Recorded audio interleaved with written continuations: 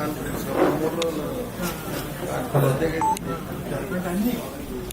evening to all and all. First of all, I welcome you all to today's CME. And today it's a very special day as we have a guest of honor and special chief guest who is coming to attend our CME. And today's talk is about something very new and emerging, which is very important to know, very rare diseases.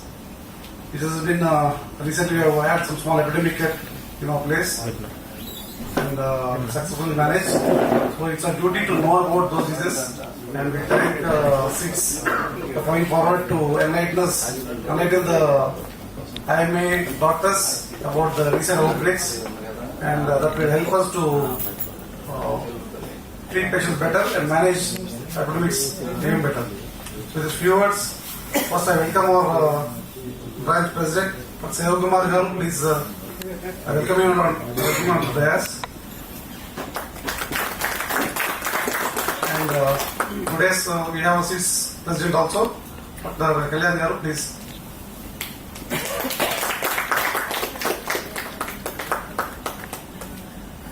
And today's guest of honor, Dr. Ranganathan Garu.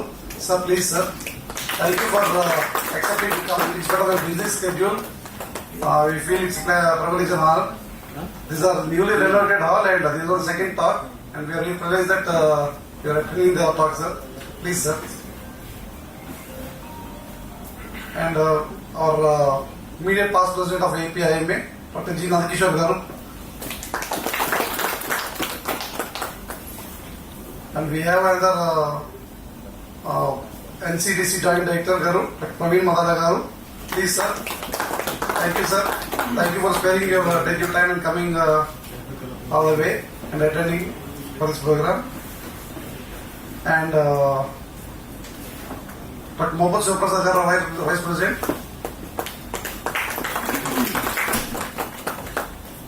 Yeah. I would like to ask our President, sir, and Joint Secretary Dr. Srinivas Garu.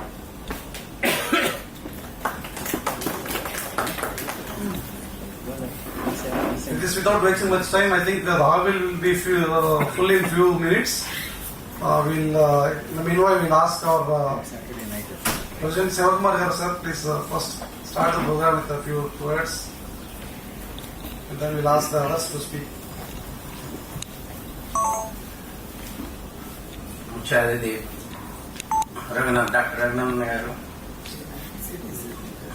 NCDC joint director Praveen గారు, మన రాష్ట్ర మాజీ అధ్యక్షులు నందకిషోర్ గారు, six రాష్ట్ర అధ్యక్షులు కళ్యాణ్ చక్రవర్తి గారు, మన వైస్ ప్రెసిడెంట్ శివప్రసాద్ గారు, శ్రీనివాసరెడ్డి గారు, చేసిన మా గురువులు అందరికీ కూడా ముందుగా నమస్కారాలు. 2 వ్యాధులు ఈ మధ్యకాలంలో ప్రజలు అలజడి కలిగించిన విషయం అందరికీ తెలుసు. అటు ప్రభుత్వం వెంటనే స్పందించింది. మన ఐఎంఏ తరఫున కూడా చాలా వేగంగా స్పీడ్గా స్పందించి ఈ సమాచారాన్ని వైద్యులందరికీ అందించడం ద్వారా చాలా విజయవంతమయ్యాం. ఈ సంయుక్త కృషితో ఈ 2 వ్యాధుల్ని బాగా కంట్రోల్ చేయగలిగాం. మేమంత ప్రమాదకరం కాకపోయినప్పటికీ ఆరోగ్యపరంగా, ఆర్థిక పరంగా అటు దేశానికి, రాష్ట్రానికి, అలాగే మన కుటుంబాలకు కూడా నష్టం కలిగించే వ్యాధులే. కాబట్టి వాటిని ముందు దశలోనే ప్రివెంట్ చేస్తే, మరణాలు నిరోధించగలిగితే మనం మంచి విజయం సాధించినట్లే. కానీ 2 వ్యాధులు కూడా మనం విజయం సాధించాం. ఈ నేపథ్యంలో మరిన్ని రెసిస్టెన్స్ వస్తుందని ఇటీవల కళ్యాణ్ చక్రవర్తి గారు చెప్పడం జరిగింది. ఆ రెసిస్టెన్స్ రాకుండా నిరోధించే విధంగా ఖచ్చితమైన ట్రీట్మెంట్ మనం ఇవ్వగలిగితే రెసిస్టెన్స్ బారిన పడకుండా రోగుల్ని కాపాడవచ్చు. ఇప్పుడు ట్యూబర్కులోసిస్ ఆ విధంగానే మనం వైద్యం ఇచ్చినప్పటికీ కూడా సరైన పద్ధతులు లేనందువల్ల ఇవాళ మల్టీ డ్రగ్ రెసిస్టెంట్ ట్యూబర్కులోసిస్ మనకి పెద్ద ప్రజారోగ్య సమస్యగా దేశవ్యాప్తంగా ఉంది. కాబట్టి ఇలాంటి వ్యాధుల్ని పెంచకుండా, పెరగకుండా మనం జాగ్రత్త తీసుకుని నిరోధించాల్సిన అవసరం ఉంది. ఆ నేపథ్యంలోనే వైద్య నిపుణులందరితో కలిసి ఈ చర్చా కార్యక్రమాన్ని ఏర్పాటు చేయడం జరిగింది. ఆ కార్యక్రమానికి ముఖ్య అతిథిగా విచ్చేసినటువంటి రఘునందన్ గారికి ఐఎంఏ తరఫున ధన్యవాదాలు తెలియజేస్తున్నాం. అదేవిధంగా ప్రవీణ్ గారికి కూడా ధన్యవాదాలు తెలియజేస్తున్నాం. అదేవిధంగా ఈ కార్యక్రమం ఏర్పాటు చేయడంలో కీలక పాత్ర పోషించినటువంటి కళ్యాణ్ చక్రవర్తి గారికి, అలాగే మరి సహాయం అందిస్తున్నటువంటి వీరేన్ గారికి, అలాగే ఈ కార్యక్రమ ఏర్పాటులో సహకారం అందించినటువంటి మన సెక్రటరీ సాయికృష్ణ గారికి కూడా ధన్యవాదాలు తెలియజేస్తూ నా ఈ కార్యక్రమాన్ని సాయికృష్ణ గారు నిర్వహిస్తారు. Thank you sir. చక్కటి తెలుగులో చెప్పారు, అందరికి అర్థమైపోతుంది. సార్ కళ్యాణ్ గారు, సార్ ఎనివే కళ్యాణ్ గారు పార్క్ ఈరోజు ఉంది. So I think wheel ask chief guest sir to say few words. He has huge experience in managing hepatitis A. Thank you all, respected dignitaries on the dais and off the dais, respected seniors. Maybe I'm just new to you all. I am Dr. Raghunandan. I did my MBBS and MS from SU Medical College, Tirupati. 83 student actually MBBS. 93 I finished my MS in Ortho, and then I went on to work in Chennai for some time, then joined government service in Kadapa, then I came to Nellore, then I came to Tirupati, then came to Kurnool, then to Anantapur, now to Vijayawada, of course. So I did my education in Tirupati, Vizag, Nellore, Kurnool, and where else? Anantapur. So many places. Like anyway, thank you for having me here on this day. I am afraid of these two people, the Kalyan and Niren. So being an orthopedic surgeon, I am deadly afraid of infection. Okay, now these people started frightening me the moment I took over as DME. The very next day I was at Guntur. Discussing about a problem which I never have seen. Even the spelling I didn't know. Actually, to say, then I was really searching Google for spelling. What is the spelling of this disease? So the problem here is like we are now getting exposed to newer and newer kind of threats to our practice.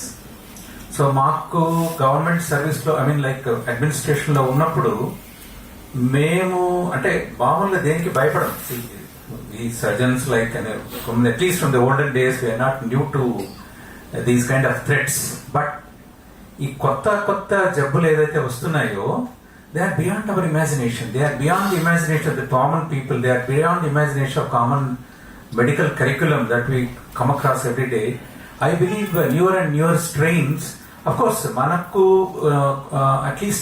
At least there are certain drugs which we have forgotten, but bacteria are still afraid of, like simple drugs like azithromycin and tetracyclines. మనం మర్చిపోయినప్పటికీ అవి ఇంకా భయపడుతూనే ఉన్నాయి. ఆ ఒక్క మంచి point మన దగ్గర ఉంది. At the same time, what I mean to say is, when I was talking to Kalyan and Dr. Niren, we are just suspicion of a diagnosis. What could be the differential diagnosis? How well we can collect the sample? How well we can do our diagnostic tests? ఏంటి దానిలో like when I was learning a lot about these things actually, because we never had the opportunity to learn about infectious diseases. We knew about hardly 84, 85 when we studied microbiology. I don't know whether I have heard of these things or not. I'm really doubtful. So the point I want to say is, when they are talking about as simple as how to collect a specimen, what are the things it is supposed to be subjected to? What are the outcomes we are expecting? Do we have anything else that can mimic the thing we are looking at? So these kind of things, we never had this. We had a disease spectrum and we used to stick to that. We used to treat as we like, and now everything has changed. Everything is evidence based. So now I'm afraid these two people, like what we call like infectious disease specialists, are of great help to us. I should really thank Guntur for having given us an opportunity to learn what is happening around us. Of course, our sympathy will really go with the patients that we are exposed to newer and newer diseases. That's okay. But still, the expertise you people have, as one of the best medical centers in the AP, nobody can deny it. So the amount of light, the amount of knowledge, the amount of experience that you all have is throwing a great light on us. It is something like whenever we have a meeting with CM Garu or higher ups in the health department, I believe I better call somebody from Guntur. So this is the feeling we get when we have a knowledge expertise a group of people who can really guide us through difficult situations when we face something related to the society. And I believe you are doing a great job on this. So today I am here actually not to take any big lecture or anything from you. I have a lot of things to learn. Unfortunately, we had a lot of things going on around us. So collectors conference is going on actually. So Veerapandian sir couldn't come. That is why I am here actually. Anyway, I wish we go out of this room with a lot of knowledge. It's a really beautiful setup that you all have. I think probably I don't know how many of them have in the other parts of the state. One of the best facilities that you have. I really appreciate all the efforts that you have taken to make it as an academic disease that is really peculiar and different to us, to the common practice. I thank all the organizers for inviting me here to be a part of you and having me here on this dais. Thank you all and wish you all the best. Thank you, sir. Thanks for the wonderful message, sir. We promise that the Guntur will be always be at the top and lead the state in treating diseases. With this, I ask our Joint Director, NCDC, to say a few words and sir, 1 minute. Good evening all. నేను చాలా మందికి తెలియకపోవచ్చు, నేను కూడా recent గా join అయ్యాను. ఏప్రిల్లో వచ్చాను, అంతకు చెన్నైలో ఉండేవాడిని. So actually I'm the joint director for NCDC, that's called national centre for disease control. మన ఎయిమ్స్ వడ్డేశ్వరం దగ్గరే ఉందండి మాది. And now we're increasing our capacity in labs. So we have BSL-2 lab and very soon we will be having BSL-3 lab. And why I have been called here is because of Kalyan Garu. He is very active and I was part of the central team and I was heading the team, and I was very fortunate to meet Dr. Kalyan Garu and Dr. Melioidosis sir.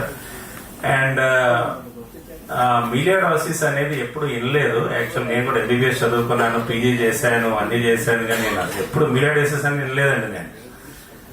So వచ్చిన తర్వాత దాని తర్వాత వచ్చి okay ఇది ఇంత అంటే మనకి common కాదు కదా, ఎందుకు ఇది అనేది అసలు ఎందుకు వస్తుంది ఏంటి అని చెప్పని తర్వాత కళ్యాణ్ గారికి వచ్చిన తర్వాత ఆయన చెప్పారనమాట, ఇది సార్ ఇది వస్తూ ఉంటది ట్రాపికల్ కంట్రీస్ లో ఆఫ్టర్ మనకి రైనీ సీజన్ వస్తూ ఉంటది. సో ఎన్ని యాక్చువల్లీ ఇదంతా ఐ ఓపెనర్ అనమాట సార్. మనకి DME గారు చెప్పినట్టు కూడా తెలియదు. సో మేము వెళ్ళి ఇన్వెస్టిగేషన్ చేసి నేను చూశాను కదా అక్కడ అసలు total entire state health functionary అంతా కూడా అక్కడే ఉంది, చర్చిలో కూర్చొని ఉంది యాక్చువల్ గా. So every one from pathology department కానీ, మైక్రో కానీ, లేదా కమిటీ మెడిసిన్ వాళ్ళు కానీ అందరూ అక్కడే ఉన్నారు. ఇంకా నాకు చాలా అడ్వాంటేజ్ ఏంటంటే లేదా ఆపర్చునిటీ ఏంటంటే యాక్చువల్ గా కళ్యాణ్ సార్ నీరజ్ సార్ వీళ్ళ వల్ల ఏంటంటే వాళ్ళు ఇచ్చిన ఇన్పుట్స్ బట్టి మేము కేస్ డెఫినిషన్స్ ఎలా మేము చేసుకోవాలి, ఫీల్డ్ లో ఎలా ముందుకెళ్ళాలి, ఎలా డయాగ్నోస్ చేయాలని తెలిసింది. ఎందుకంటే చూడండి ఏదైనా కానీ మీడియా అనేది అంటే దానివల్ల మనకు బయటకు వచ్చింది కొన్ని డెత్స్ జరిగినాయని, కానీ దాంట్లో కళ్యాణ్ సార్ వల్ల ఏంటంటే మనకి ఒక అలర్ట్నెస్ వచ్చింది. ఆయన చెప్పారనమాట ఏంటంటే ఈ కేసెస్ అనేవి కూడా కామన్ సార్, నాకు వస్తూ ఉంటాయి, ఇలాంటివి ఉన్నాయి, ఇలా సార్ వాళ్ళ ల్యాబ్ చూపించారు, తర్వాత రిపోర్ట్స్ చూపించారు. సో అప్పుడు కానీ మనకు అర్థం కాలేదు, నాకు అర్థం కాలేదు ఏంటంటే ఓకే ఇది కూడా ఒక కామన్ డిసీజే, కాకపోతే డయాగ్నోస్ చేసే లేకపోతే మనకి ఒక సస్పిషన్ పెట్టుకుని దాన్ని డయాగ్నోస్ చేయాలి అనేది మనకు తెలియపోవడం. మనం ఏంటంటే వేరే వ్యాధిలాగా ట్రీట్ చేసేస్తున్నాం, కానీ దానికి కావాల్సిన యాంటీబయాటిక్ అవి వేరు. నాకు తెలిసి సార్ చెప్తారనుకుంటాను ఇప్పుడు. So I'm not going to much details of the clinical presentation and the treatment aspects of melioidosis and even the scrub typhus also. So scrub typhus అనేది కూడా ఇప్పుడు కొత్తగా వచ్చింది. So the details are dealt in the presentation by Neeraj sir. So I don't want to take much of your time. Only my request is, మీరందరూ కూడా ఇక్కడ leading private practitioners, నా request ఏంటంటే ఎవరైతే రిజిస్టర్డ్ అయి ఉన్నారో వాళ్ళు IDSPలో రిపోర్ట్ చేయండి. ఎవరైతే ఇంకా రిజిస్టర్ అవ్వలేదో వాళ్ళు డిఎంహెచ్ఓని అడిగి వాళ్ళు రిజిస్టర్ అయ్యి మాకు ఐడిఎస్పి కనుక రిపోర్ట్ చేస్తే దానివల్ల ఏమవుతుందంటే కేసెస్ ఏదైనా ఏరియాలో మనకి ఎక్కువ వస్తూ ఉంటే మేము కాన్సన్ట్రేషన్ పెట్టి మేము ఇన్వెస్టిగేషన్ చేసుకోవడానికి, లేకపోతే ఇంక్రీజింగ్ ట్రెండ్ ఉందా, ట్రెండ్ ఉంటే టీం పంపించాలా, ఏ కంట్రోల్ మెజర్స్ చేసుకోవాలి, ఎట్లా ప్లాన్ చేసుకోవాలనేది మాకు అర్థమవుతుంది.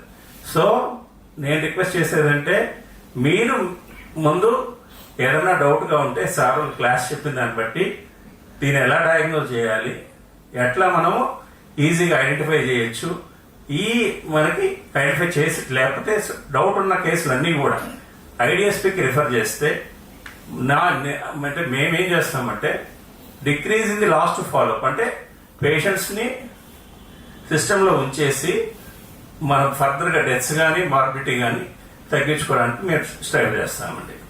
నా ఒక రిక్వెస్ట్ అదే, నేను రావడానికి ఇక్కడ రావడానికి కారణం కూడా అదే. మీరందరూ తప్పకుండా సహకరించండి.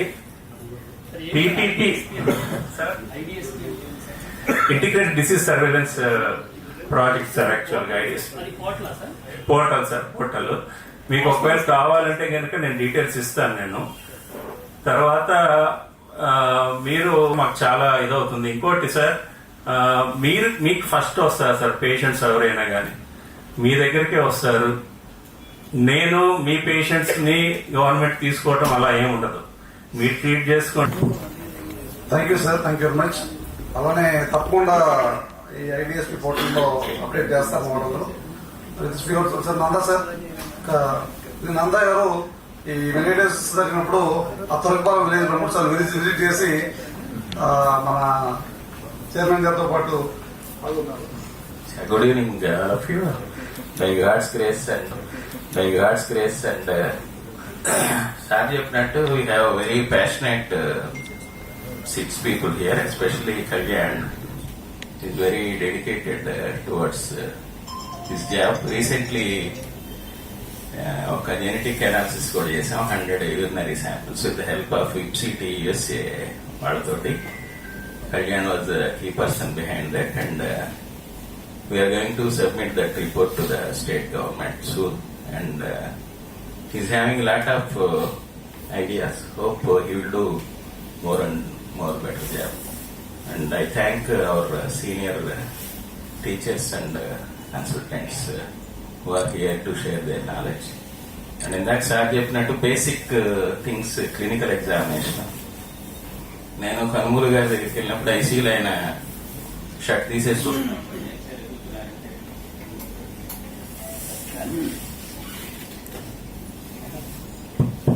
కోసం వెళ్తూ ఉండేవాళ్ళు ఆయన పైరెక్సా కేసులో. So this thank you every one, and thank you for giving me the opportunity. Thank you. Thank you, sir. Without much delay, we'll start the program. But before I start the program, I think it's my job and my honor to felicitate our DME, sir. No, sir, please. It's our duty and it's a place. Sir, President, sir, and Nanda, sir. No, 1 minute. Very fast. చిన్న చిన్న sir మొదటి నుంచి ఈ time spare చేసుకొని గుంటూరు దాకా వచ్చింది sir.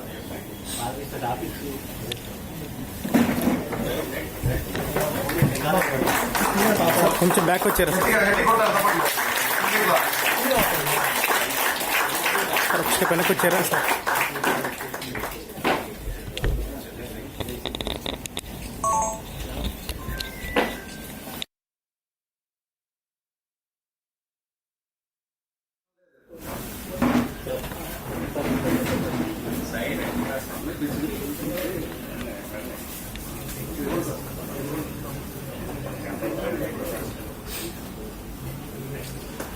Thank you.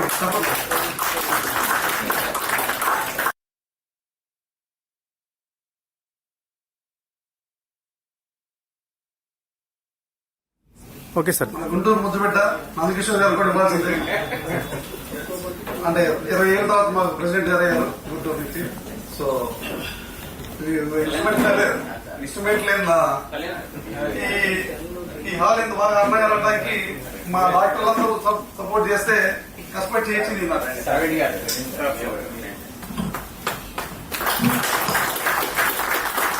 Sir one snap sir.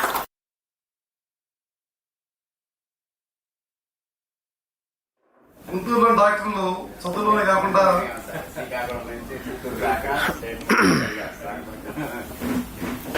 ఈ hall రెనోవేషన్కి అందరూ కూర్చున్న డాక్టర్లు అందరూ ఎంతో కొంత రకాలు చేసి contributed. This I will hand over. Sir ఒక్క నిమిషం, మా గుంటూరుకి వెళ్ళిన కళ్యాణ్ గారిని కూడా చిన్న చేసేస్తే అయిపోయింది సార్. మా వాళ్ళు కోరుకుంటారు, మేము కాదలేము. అయిపోయింది సార్. దేవి గారు థ్యాంక్ఫుల్. చాలా సార్లు కళ్యాణ్ గారు హెల్ప్ తీసుకుంటాం మేము. అర్థం కాదు తగ్గదు.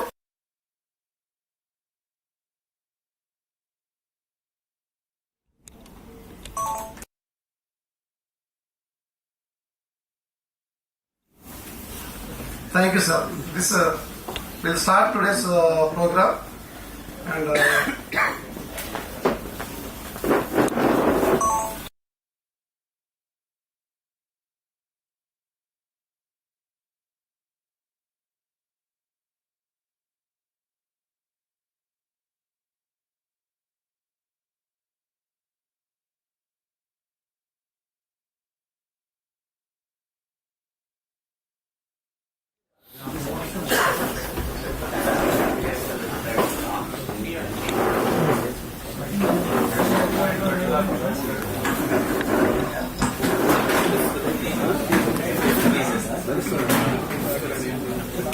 the first talk will be on Melioidosis by Dr. Kalyan Chakravarti garu, and so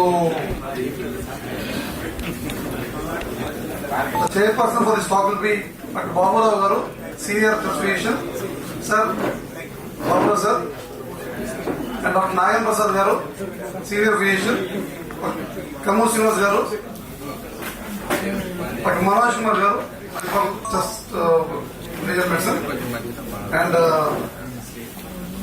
Devabrata Dash garu.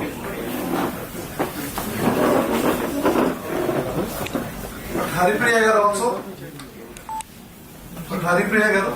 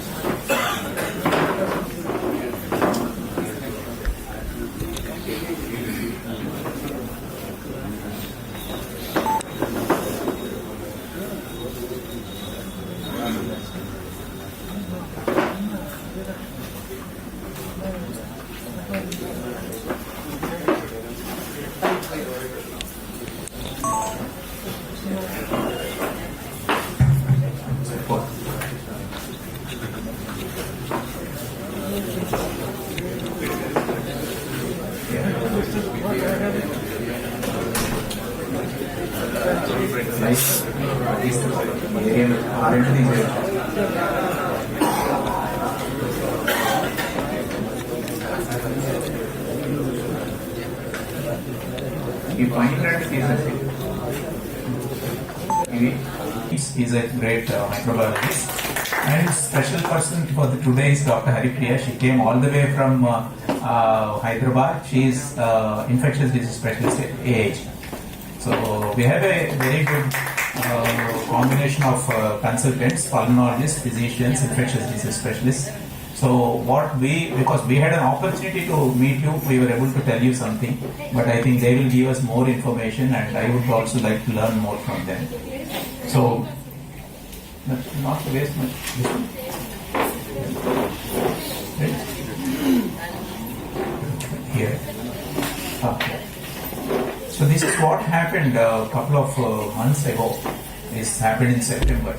Suddenly there were some deaths. Almost 20 deaths, and then APCM orders to find the cause of those deaths, and then there were tens of suspicions happening, including a notion going on in that village when we went there. Some black magic is happening, so they started building, they started changing the direction of the what you call the ఏమంటారు ఆ గుడిలో ఉన్న వాటిని చుట్టూతో పెట్టి బొడ్డు రాళ్ళు మార్చడం ఇవన్నీ కూడా చేస్తా ఉన్నారు. So something so there was so much confusion. So the first question to Sir Baburao sir, considering, so did you see any outbreaks like this sir in the past? Mics.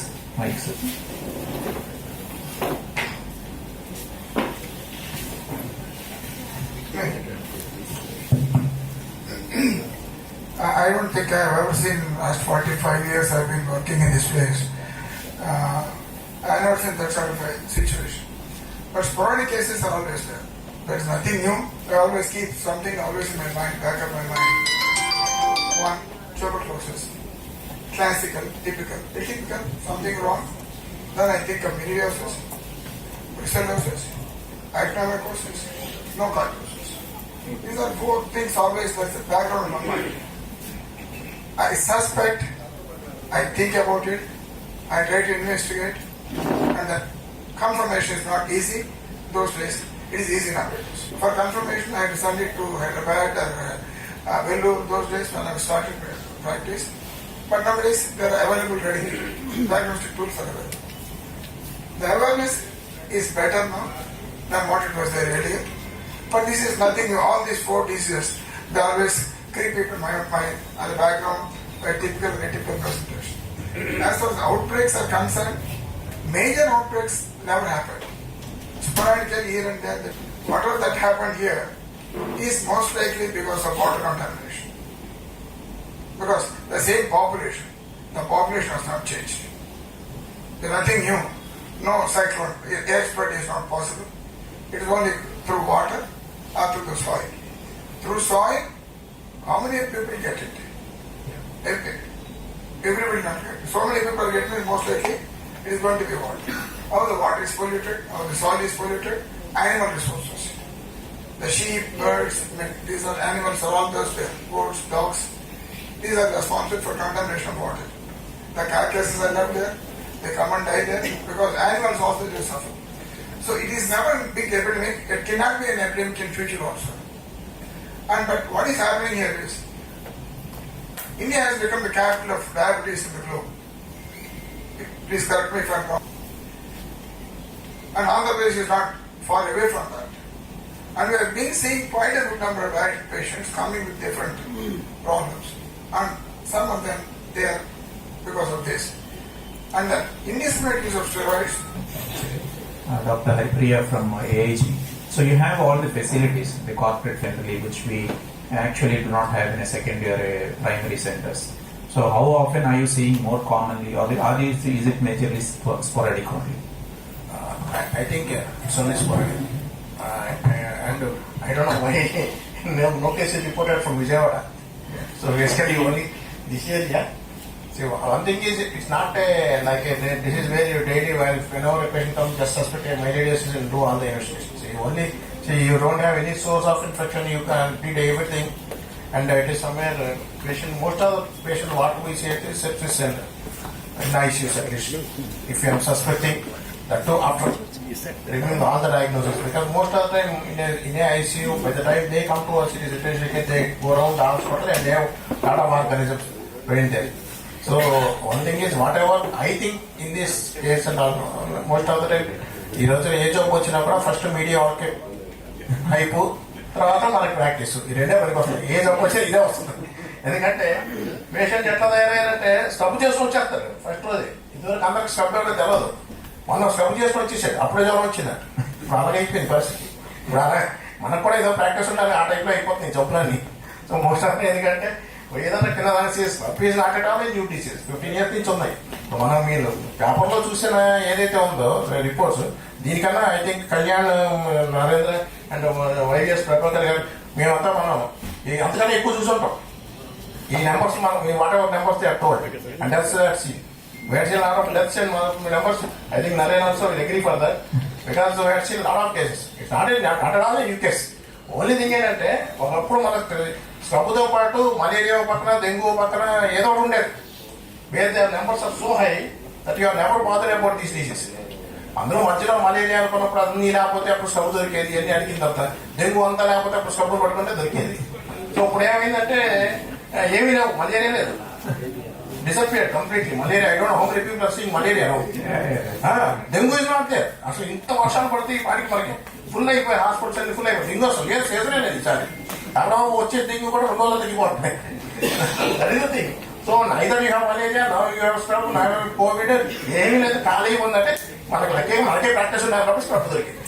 Scrub దొరికింది, okay scrub. Everybody is now happy with the scrub and patient is also, media is also and doctor is also happy. I think it's more of ఈ type వచ్చింది. కానీ I think this is what we're treating since I think more than 15 years. I agree. I think our ID specialist and our senior specialist physicians also agree.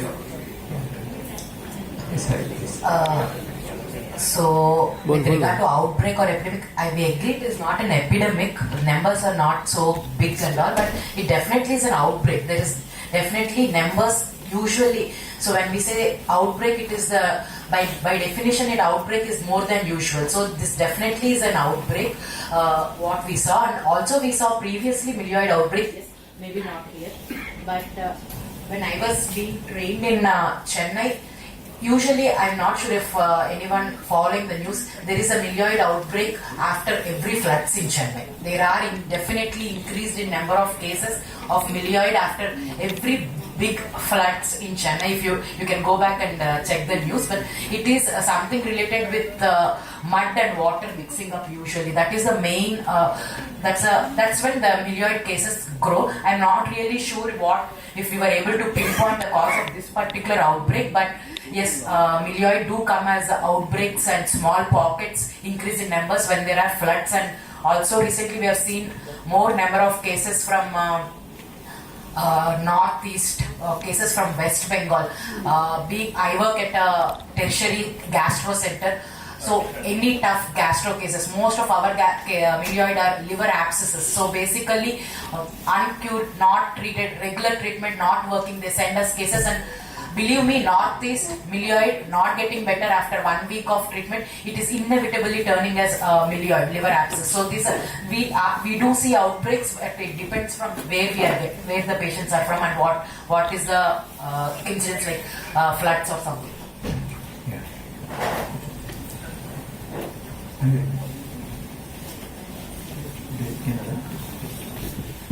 This is caused by the organism called and it's primarily as all the especially water and Mic was. You can use the color and mic.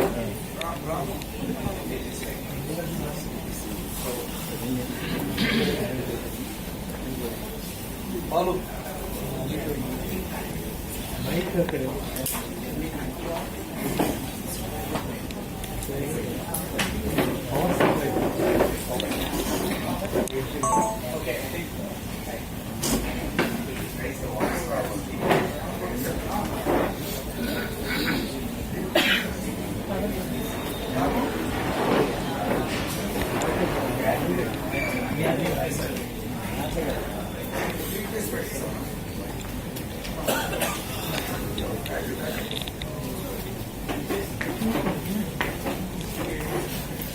Has already been mentioned by the trained persons that it's primarily it spreads only through soil and water.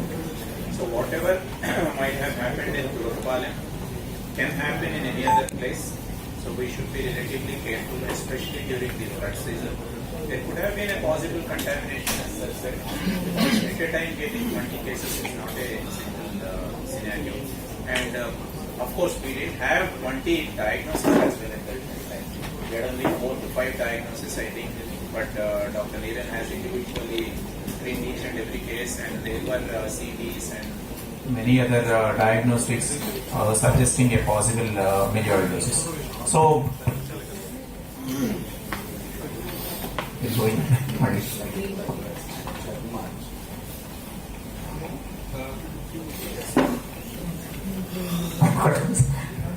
Either voice or vision, both audio and video. Huh? after the close rakko, I'm waiting. Yeah, we will continue. So, it's primarily at that time. So we had only 4 definitive diagnoses, but the remaining 20 cases also might have had, because there was no other diagnosis that was being able to make. 10 minutes. The risk factors has already been mentioned. One of the major risk factors we know is diabetes mellitus, along with its CKD, CLD, ischemic heart disease. All these things are also important along with COPD.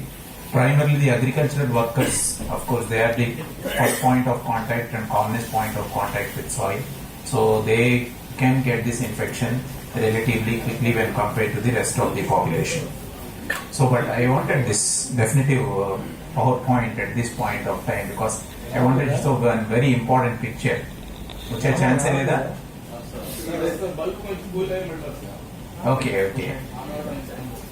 Okay. So now, so to bring in meantime, I will just give how things went by. So we had actually 4 patients in a single month at our hospital, and 2 of them actually we were having some kind of, there was an infection control nurse who is supposed to actually alert us for an organism that is rarely identified. Because for them, E. coli, Klebsiella, Pseudomonas, they know those 3 names very quickly. If something like Morganella, Citrobacter they come, they are advised to alert us. So this girl came to us and said, "Sir, I never saw this in our hospital at least. We saw some cases like Burkholderia cepacia, which you were saying it's okay, but there is something which Mary pseudo something was coming." And I asked, "Why don't you come with the whole picture?" Even to be frank, even we didn't realize that there were 4 cases in the hospital. It so happened over a period of 1 month. So we got all the 4 case sheets, and all the 4 case sheets had something very interesting when we went ahead with the clinical picture. And interestingly, 2 of those patients came from the same area, that is Torakapalam. 1 patient came from Vinukonda and 1 patient came from Kottareddypalam.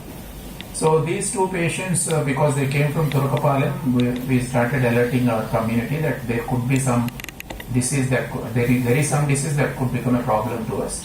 And that came in the newspapers on 26th.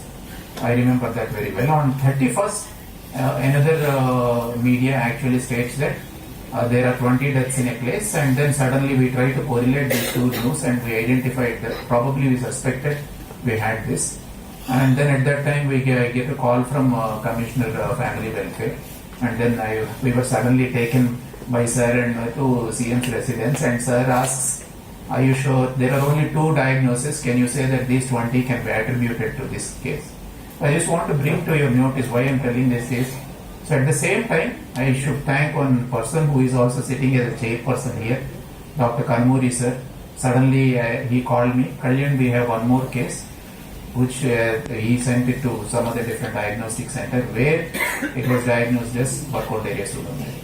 And at the same time, Yashasvi Ramana sir is not here.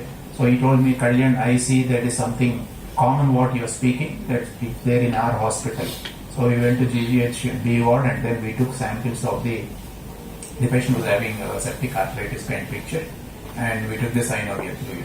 And within 24 hours we had sample flagged, and then it grew Burkholderia pseudomonas. So within 48 hours we had definitely 4 cases of Burkholderia pseudomonas, and that's Melioidosis. Undoubtedly, this cannot be denied. So which means that there could have been some more cases in that area, and then the further investigation was taken up, and then they tried to. But I wanted to bring something very, very important. Unluckily, it went down, which probably I think Kanmuri sir will recognize that picture. So I did put that picture.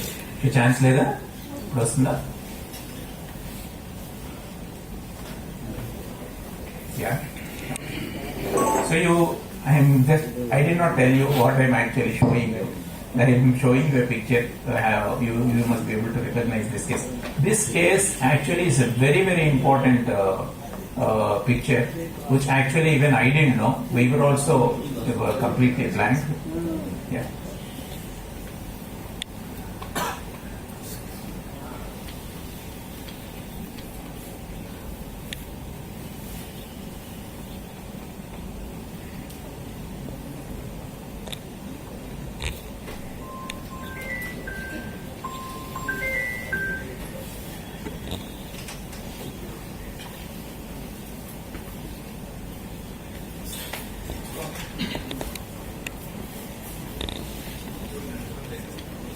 The next slide. Yeah, here. So do you remember this picture? It is by the name Ibrahim. You remember? So this was the patient. Actually, this patient came from Minakonda, and then he was brought to the ICU with hypoxia. He was admitted on oxygen support. Was on NIV for some time. Then the following day, we did a CT chest, and this was the CT chest. And then the radiologist mentioned it as speculated mass, probably malignancy. The patient also had a background of ischemic heart disease, so he was on clopidogrel for that.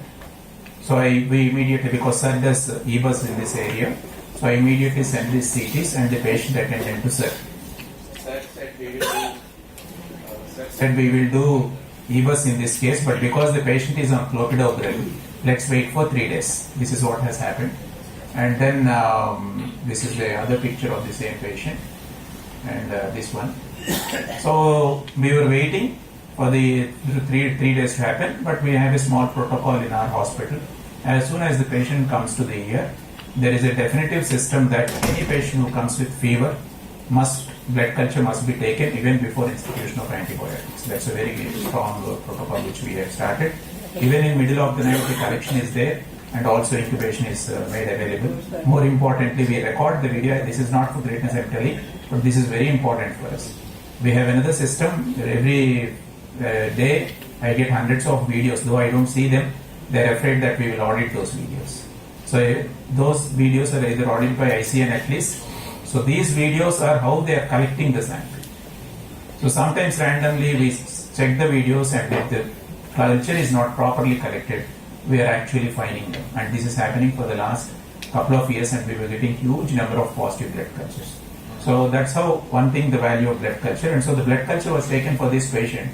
By the time these 3 days have passed, we had the diagnosis of Burkholderia pseudomonas.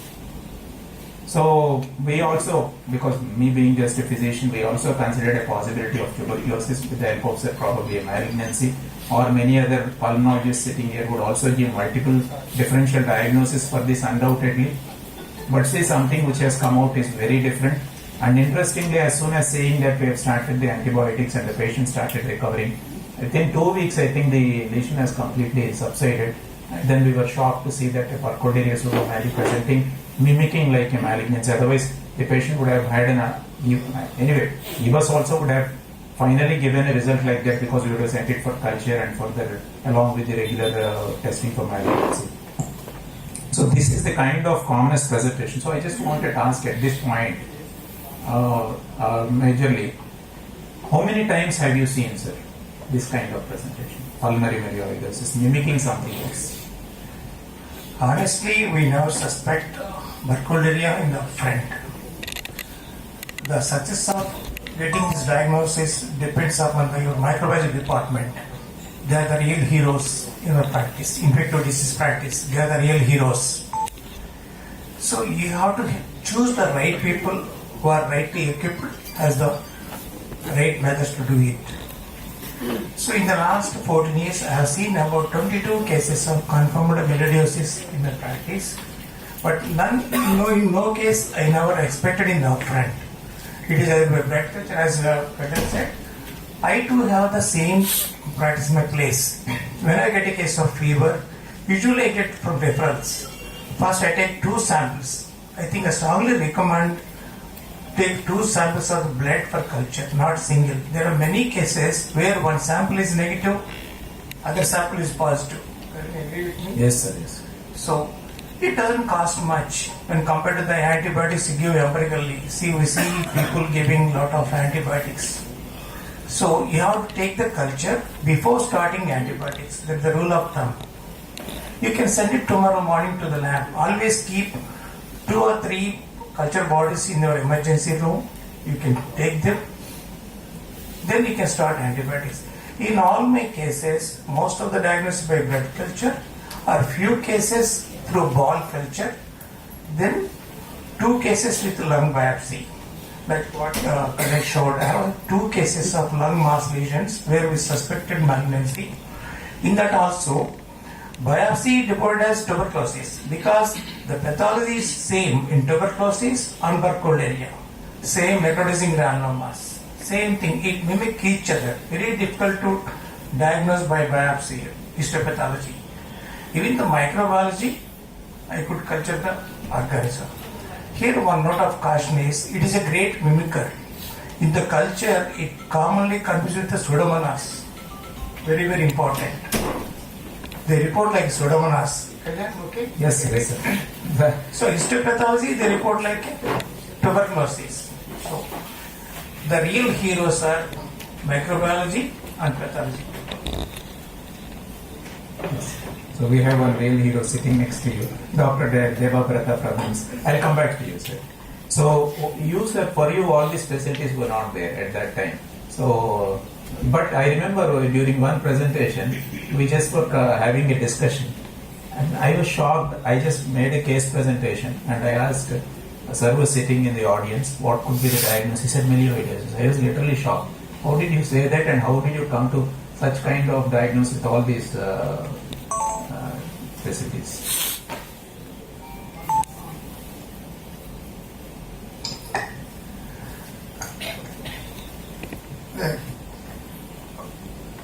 That case which you have presented on the particular day, I'm sure if you were to tuberculosis, you would not present to the audience like this. First point. So it's not tuberculosis. That's common sense. Nothing great science in that. The second thing is always, I told you already, the nocardia, actinomycosis, brucellosis, melioidosis, they always come into differential diagnosis, which is not typical of tuberculosis. It's all some sense. It doesn't look like tuberculosis, but we evaluate further. And then I was asking you about, is he a meat handler? First my question was that. He said no. Suppose if it's a meat handler or a cow, agriculture based activity, then I would have gone for brucellosis as a diagnosis for myself. Suppose even that is not there, then next possibility is probably melioidosis. Actinomycosis causes more havoc, little pus here and there, and nocardia also have different clinical situations.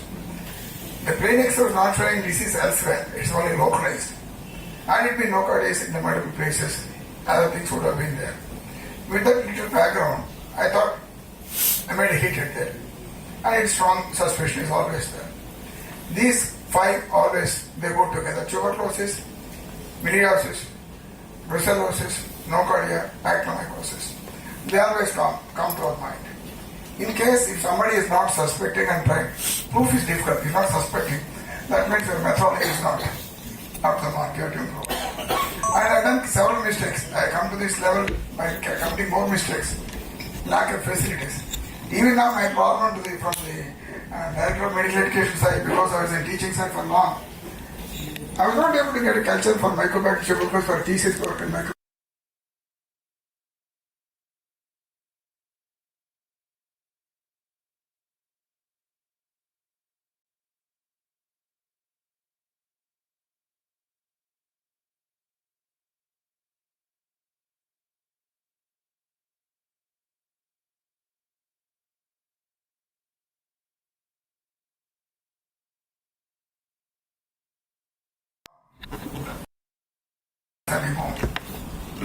Now, the responsibility lies with the government now. I've been asking for the last 30 years when I was superintendent of the Fever Hospital. I sent a proposal for an epidemic ward. In the Kerala, 400 cases, 3 days I have to handle them. There was no drug sports those days. I had to go and fetch drugs from every place. 400 cases of gastroenteritis from any college. Some of you must remember that. That's a big habit of this. Now the present need, the responsibility of the government is to construct an epidemic ward of 40-50 beds in every teaching institution. It's mandate. Where do you keep them? You can have staff from recruitment, suddenly superintendent, principal can decide and send them there. A team of experts. You can take the private doctors also, experts like the panel who are sitting here. You can have video conferences, you can have group discussions, every damn thing you can do it. But we need it. That's one point which I would like to stress on that, with a proper background. So that's what I have been trying to build out And there is a what sanction critical care, what sanction for foreign fear hospital. Now that's kept in abeyance. I don't know why. I have the documents also because I've been pushing through various resources from my side. I think it's up to DME to take a responsibility to see that there should be an epidemic ward, there is a need. How can I create just 50-40 beds if gastroenteritis comes or any other epidemic that comes? We have to have it with a problem. The microbiology department should be upgraded meticulously to standards that they require. What physics they have, I don't have. I still deal with my poor patients. I still deal with the poor patients. No rich man comes to my chamber. So these are the issues which are there. The third thing I would like to bring to your notice is again, the drugs which these people are using in meropenem and imipenem are going to be useless in coming 5 years. Every crack in these surrounding areas, they do meropenem, steroid and every damn thing and day one itself for the fever. Like, bottle is being brought by the patient, what drugs you have taken this bottle? Injection meropenem. And what dose? Is it standard textbook dose? Certainly not. So unless you cut like this, whatever drugs you have in today in your hand are going to be useless in coming 5 years. Take it granted. So this is one, because I've been traveling with resistance of tuberculosis right from 1979 to this date. I've been traveling, learning, and new drugs have come. I think they don't make a big impact. Another batch of antibiotic spectrum can come, but we won't make a big impact in that. Unless we use it judiciously. Where is the control for these antibiotics? Who prescribes? Who sells? Who dispenses? There should be a methodology that should be adopted and should be scrupulously taken care. I am going out of my discussion, but I still feel that is needed. I am always fair and frank. I have nothing to lose or gain in my life.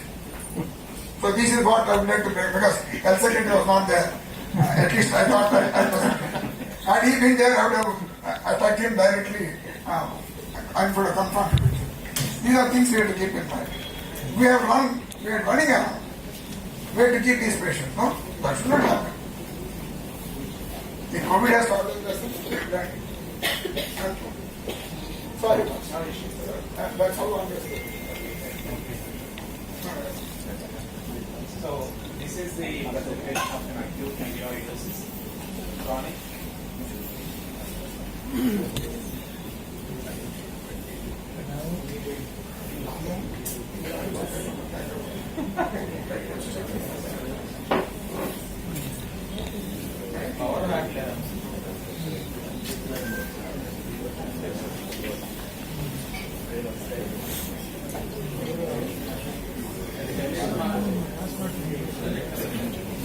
So I think you can hear, you're able to hear me. So this is the commonest presentations we have, chronic and reactivation. So what we have listened to now is pneumonia, one thing which we have seen a case has been presented and very commonly both the pulmonologists have spoken. And the other side of the coin, the case which we have shown is Ibrahim, who is from Nepal. The other patient who we had was from the Authority Parliament, was admitted, and the next day he was in sepsis, shock, multi-organ failure, and then he landed in severe LV dysfunction followed by arrhythmia and then death. So it was a straightforward case of sepsis. But after the patient died, we found that it happens to be pulmonary pseudovirus. So the two commonest presentations, sepsis and pneumonia, are very common. They are the most commonest cases with 80%. And the other cases can present now. What worries us as of now is, can there be melioidosis though the number of cases have come down? Yes, there can be. And especially if somebody is coming from Turkopalem, probably we definitely need to consider a possibility of again a melioidosis in these patients. Because as there are only two possibilities here, either audio or video. I can clearly understand. Now this doesn't require any more intelligent diagnosis. So that's the point. So So if we have cases still coming from these areas, especially from Turkopalam because of the huge number of cases that have come, we are seeing that there have been cases that have been detected by the head of the department and Guntur Medical College that they were getting liver abscess, clinic abscess. So there can be any kind of fever with where the diagnosis is not made, especially from that area. Probably we still need to think, which is probably a chronic situation of melioidosis. And then there is a possibility that these bugs can stay in our body for a long time, and it's missing actually. So if you see, pneumonia stands first, followed by sepsis, followed by non-healing ulcers or abscesses we have discussed, abscesses in major organs, followed by septic arthritis and sometimes encephalomyelitis. Interestingly, the patients from Turkopalam, almost most of them had a presentation of septic arthritis, starting with a joint pain, joint swelling, and then probably ending up with severe illness, and then some of them landed in multi-organ failure and death. So, even though septic arthritis is not a common presentation when compared to pneumonia or sepsis or abscesses, in Turkopalam it so happened that the patients presented with septic arthritis as the presentation. So my question to one of the leading physicians, sir, in a situation like this, because you see very commonly, Dr. Nagin Prasad sir, very commonly during the fever season you see tens and hundreds of patients. So the patients coming with arthritis, especially with chikungunya and even the regular dengue, they also have joint pains or joint swelling sometimes. So in a situation like this, what would you suggest, like how to actually consider a possibility of melioidosis, or at least put it in the differential diagnosis?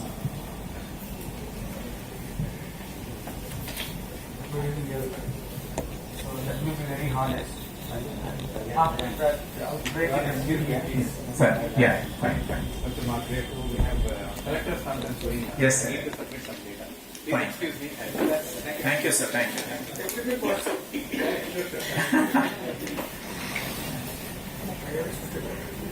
So to be honest, after this outbreak in the media, not in the OPs or in the clinics, probably any patient in around the Turkopalam village or from the rural background, if they present with any atypical presentations or any fever of more than 1 week or 10 days, or probably 1 or 2 cases of arthritis, probably a differential diagnosis of this melioidosis were definitely taken. And probably I have not treated any patient of melioidosis in this season, and probably not to be in the limelight or to be on the clever side, probably I have referred each and every case to AIMS or Kalyan only. So that's what I have seen. But I have not diagnosed myself any case of melioidosis in this fever season. Maybe I missed, I don't know. But that's the honest opinion. So more than 1 week duration. So that's one thing which probably... One thing is 1 week or 2 weeks with the typical presentation, as Barbara said, the patient comes with all the uses of all the antibiotics, Nurofen of 500 milligrams once a day. Once a day, 500 milligrams.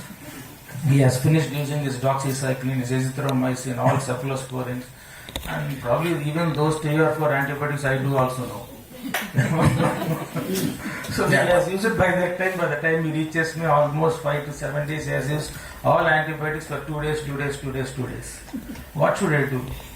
Where should I start? And the time is not that the patient almost is in a condition where he may land up in a sepsis in a couple of days. Even the culture takes not less than 2 to 3 days time. How should I manage? Where should I manage? If something goes wrong, probably I am the final person or the last person to treat. So I had to take everything. At that point, actually, ఒకసారి joint pains వస్తుంటే మనకి chicken గుని అయితే you get hundreds of cases. So most of the time, only the, I've stated first point after this media outbreak. So not to be in the limelight myself.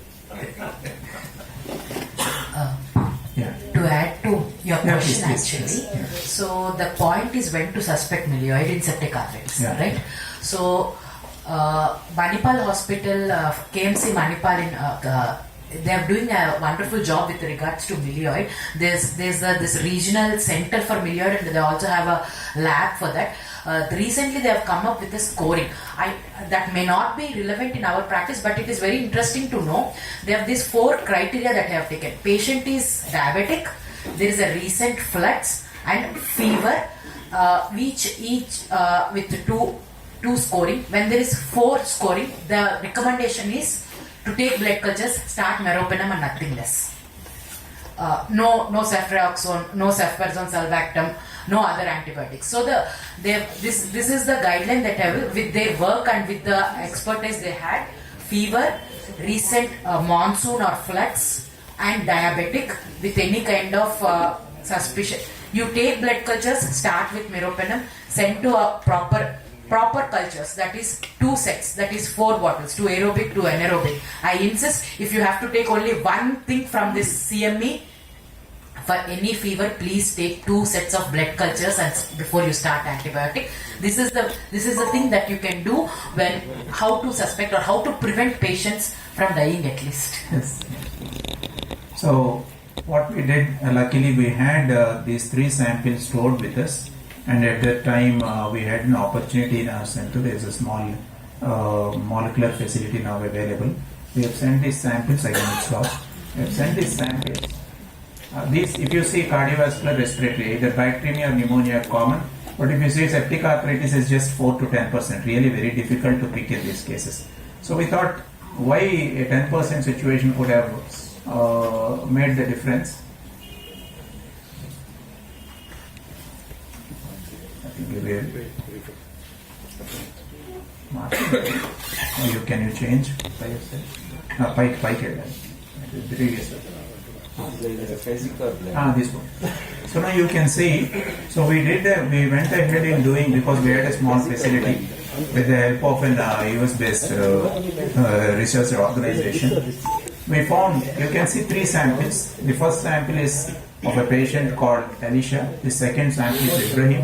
The third sample is Venkat. The first and the third samples belong to the Turakapalam village, whereas the central sample belongs to a different place from Vinakonda. If you can see, there is certain, we don't understand this science, even we actually don't understand this science completely. But one thing is very clear, something up right there with those 2 Turakapalam cases. And then we went ahead and searched the literature. We found that those genes are causative factors for arthritis. So there was some upregulation of specific genes in that given bacteria that has caused specifically septic arthritis. And interestingly, we just started studying about the other patient where there were 192 variant counts, especially involving GTC. You can see one in the middle with 182. That was causing pulmonary melioidosis.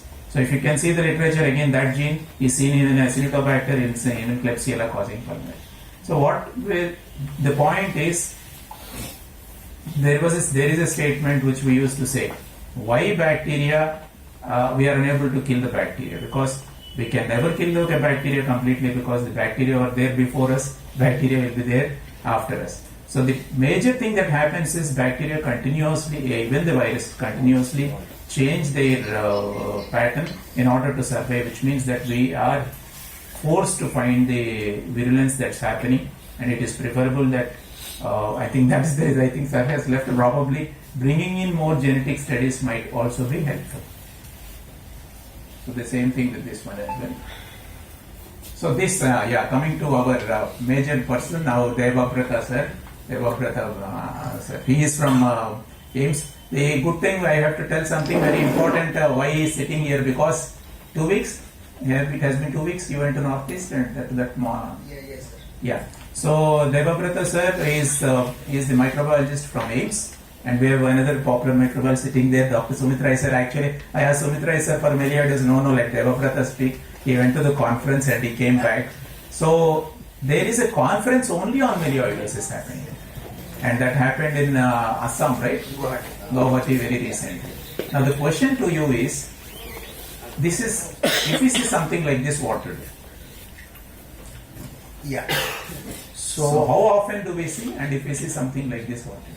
So like that, to start with, I can say that melioidosis is so neglected that it does not feature in any neglected list of the disease of the WHO also. So, to find and suspect melioidosis, for a microbiologist also becomes difficult if we don't get the history. The problem with melioidosis is it grows very slowly. The normal incubation period in any microbiology lab is at best 48 hours in the plate, and for blood culture it is 5 days. So from the blood culture also, when we do on the solid culture, it is also 48 hours, and in 48 hours it usually does not grow. So if we don't have the history and if we don't have the gram stain picture, which is a typical picture of septicemia or bipolar staining, and it is actually very less if we suspect or in sterile fluid, we tend to miss it. This is the first thing. Second thing is like automation. Automation is good, but automation, relying only on automation is not very good, I would say. So what we in our practice do, that whatever is coming like this, it is I think Spingomonas mobilis, then Stenotrochomonas and Burkholderia cepacia complex, whatever it is, we along with the automated system, we have the Kirby-Board disc diffusion method. Even for Pseudomonas, we have a panel where people actually laugh at us that we put colistin, minocycline, quatrimoxazole and your meropenem as a panel of disc. So what will happen that usually when we check that colistin is resistant, even in this case also, if you are getting any nil fermenter which is not Pseudomonas and colistin is resistant, just go back to the microbiology laboratory and check the growth once again, how it is. Because once any microbiologist see a colony of your Melioid or your Burkholderia pseudomyloid melioidosis, he will not forget that colony picture.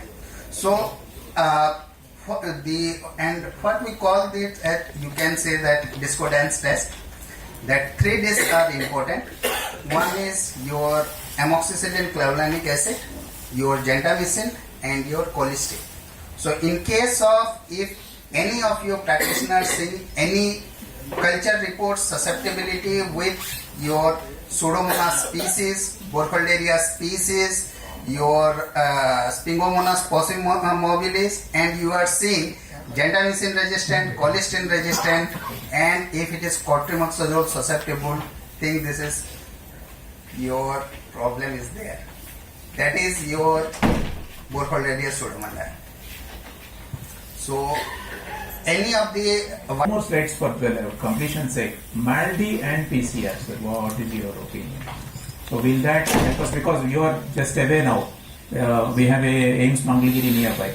So MALDI, will that be very useful in a situation, or can we, all of us can send for MALDI in case we have a suspicion?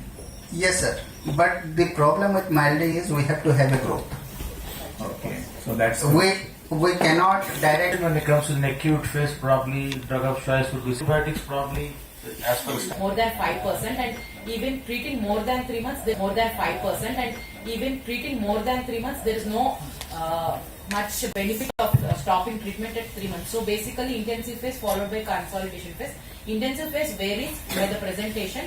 Without bacteremia or only pneumonia, at one stage it is only 2 weeks. But if it is joints or CNS disease, the intensive phase with IV should be increased. The other question I would like to ask is, how many of us are still looking at the microscope every day?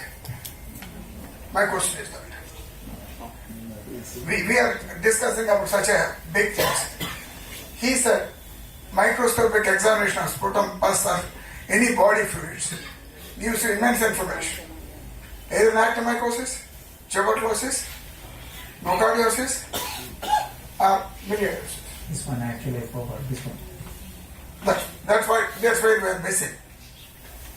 Still, history, physical examination, background knowledge, and a simple microscope gives you useful information in certain cases, at least I won't say most of the cases, all cases. But suppose if you see a classical microscope, gram stain picture, what else you need? So, because I come from a very low resource setting area. That's the reason I am thinking like this. Maybe my argument is a little eccentric, but this holds good. Microscope should not be neglected. We were trying to look at the microscope in the medical box. One room is there. We used to bend your head and look at the microscope. For malaria parasite, urinary microscopic examination, several things. But that is gone now. But still I hold an electron what do you call it?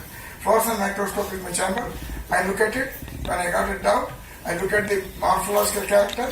Then I suspect nocardia also. So we can do that. So Grand Train, please start practicing it. That's the slogan. Thank you. So let's conclude. It's a Tier 1 bioterrorism kind of a weapon. It has got an extremely varied clinical picture. It's difficult to identify in the lab unless we have a proper culture systems, and it requires prolonged treatment.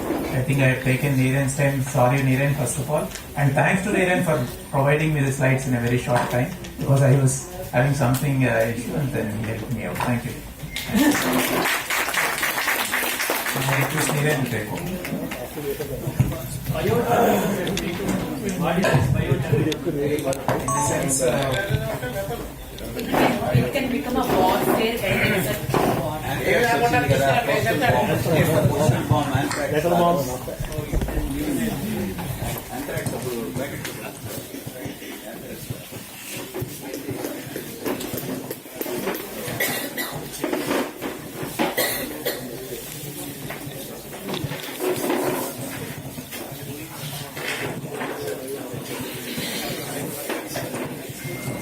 First of all, my apologies to all of you for the technical glitch.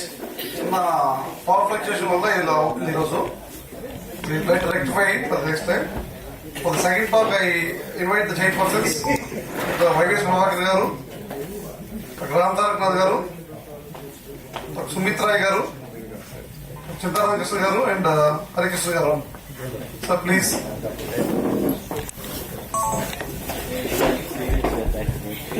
No more delay, we'll hand over the mic to Niren.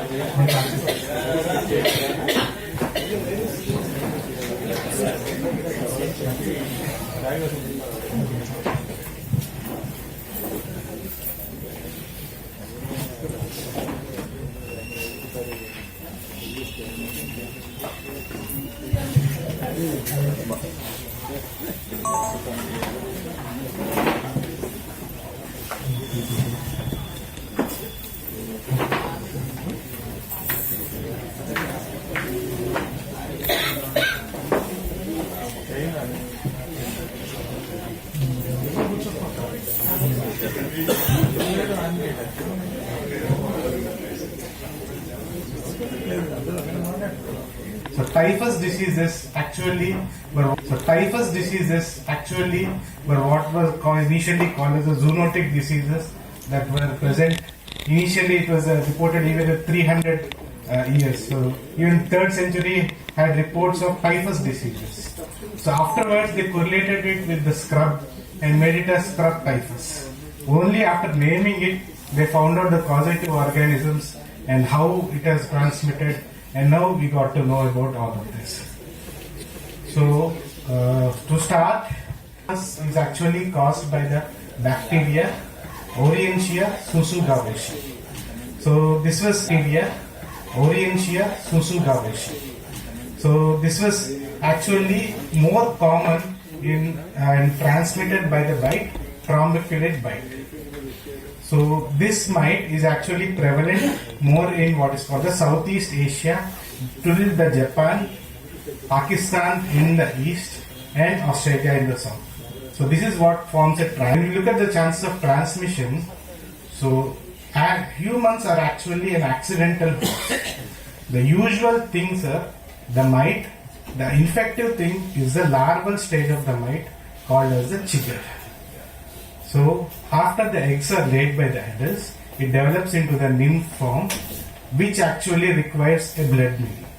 So this actually is the parasitic which lays onto mammals. The most common host that they use are the wild rodents. So that is where they actually sometimes get infected with the bacteria which is the Orientia susugamushi, which causes strep typhus, and this cycle continues on. So how it continues on is one important. So if once this mite gets infected with the bacteria, it transmits this bacteria to all of its offspring. So if it lays 100 eggs, all the 100 will actually get the bacteria as well. So which is called as trans-ovarian migration. So this is one of the important reasons why the scrub typhus will remain within the wild, and it will get transmitted, it will keep on getting transmitted to the accidental hosts, which are humans. So when we go near the areas where these mites are present, when there is the larval forms, so we get infected with the small mites, which are at the size of, I can say, 0.2 to 0.3 microns.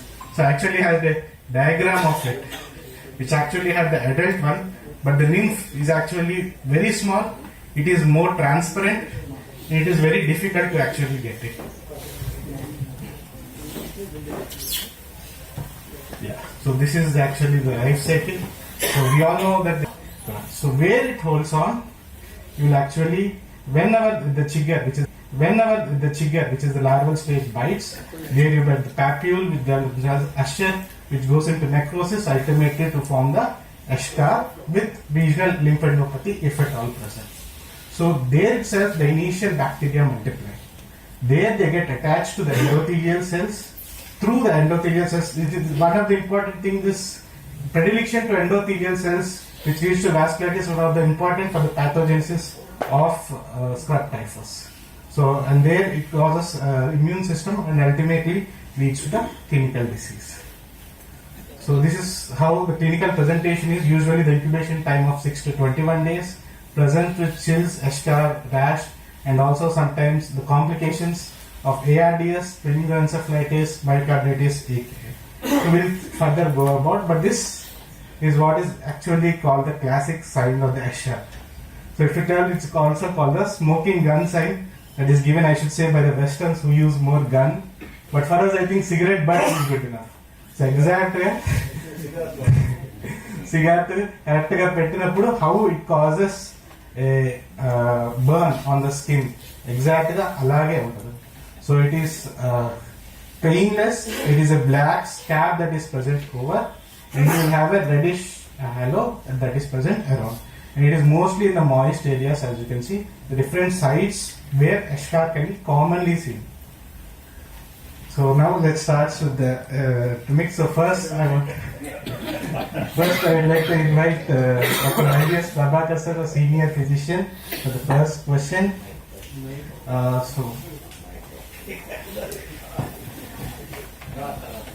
So sir, when do you think you first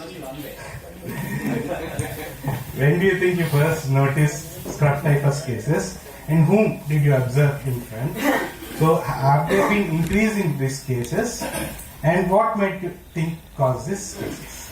There are a lot of questions. Right away, you start firing 1, 2, 3, 4 like that. Okay, I'll stand and speak. I'm more comfortable first time. The first thing I want to do is congratulate both you and Kalyan for, gathering all the star speakers of Guntur, like yourself, Sudeep, and Tarak sir, and Babu Rao, and all those people into one dais and then making it speak. Okay, that's a great job, really great job. Number 2, you gathered some audience also, which is the most effective. In spite of the fact that there is a cricket match supposed to be going on now, which did not take off anyway. If it is really going on, I won't have come anyway. That's enough. Right, then. So, you are talking about, yeah, when did I first see my scrub typhus? I don't know. You are really asking me to stretch my memory to so far back, which such a remote memory I cannot. Maybe 25 years. It has been there for long. Yeah, it's been there for a long time. Maybe 25 years or so. We've been seeing it, not in an epidemic proportion like this, but we've been seeing cases on and off. And historically also, you already said it was known in the 3rd and 4th century itself. And in India, it's supposed to be there ever since 1930 or whatever. And then the increase in the timeline. Wait, don't change it. Wait, let us chase it. Down that apple. Yellow small.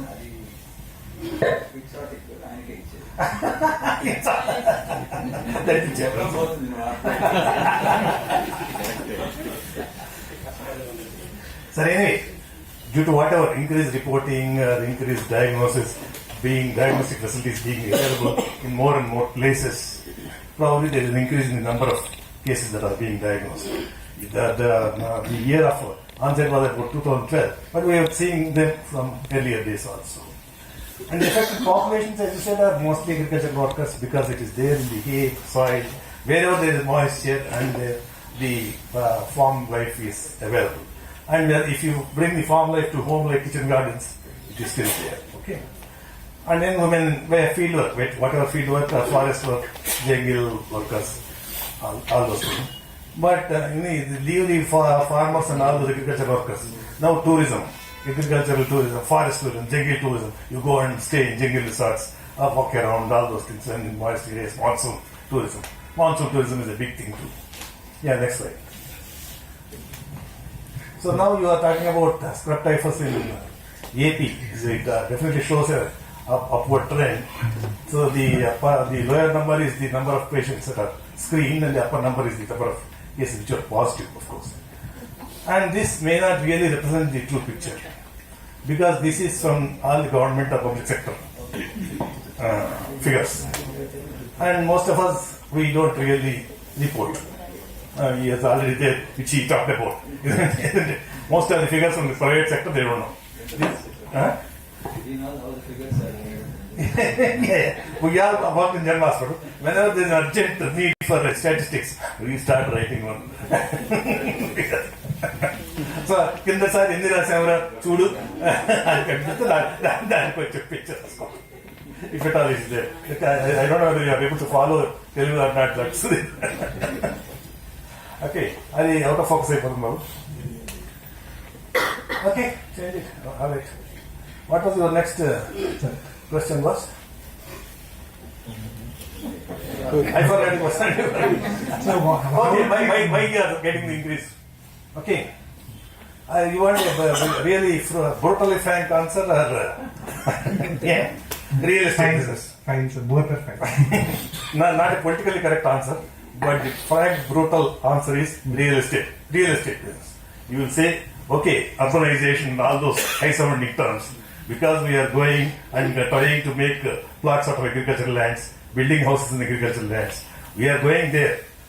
The rats are always there, the mites are also always there. We are only building there. Okay, చిన్న story చెప్తాను మీకు చెప్పాను అయిపోయింది. And I hope you can ask. తెలుగులో చెప్తాను, you can ask. I treated a patient with snake bite about a month ago. So he had some neurotoxicity and all that, and he improved. So వాడికి సరే వెళ్ళేటప్పుడు ఏమయ్యా మీకు snakes కదా భయం కదా మీకు అందులో పనిచేయడానికి. అదేమో సార్ ఆ స్నేక్ మన ఇంట్లోకి వస్తే మనం దాన్ని కొట్టి చంపుతాం, మనం దాని ఇంట్లోకి వెళ్తే మనం కుట్టి చంపుతాం. అంతే కదా సార్. మనం మైండ్ దగ్గరికి వెళ్ళాం. మైండ్ దగ్గరికి వెళ్ళాం. We went to the mites. The so-called urbanization is taking us closer to the mites and rats. Okay, whether you are living there or going for tourism, going for holidays or whatever. Then of course the climatic conditions of monsoon period and these October months and all those things where there is moisture. And of late there has been a lot of change in the rainfalls and all that. You blame it on global warming or whatever thing that is happening. So both are man-made. Not only they are man-made. Okay, occupation exposures we already talked about. And of course improve diagnostic. So these tests are available now most of the places, ELISA or whatever, we are able to diagnose it. And what was your next question? So next main thing is yes sir, make it. So we have SCAR as one of the pathognomic thing for scrub typhus. But in how many people do you actually see?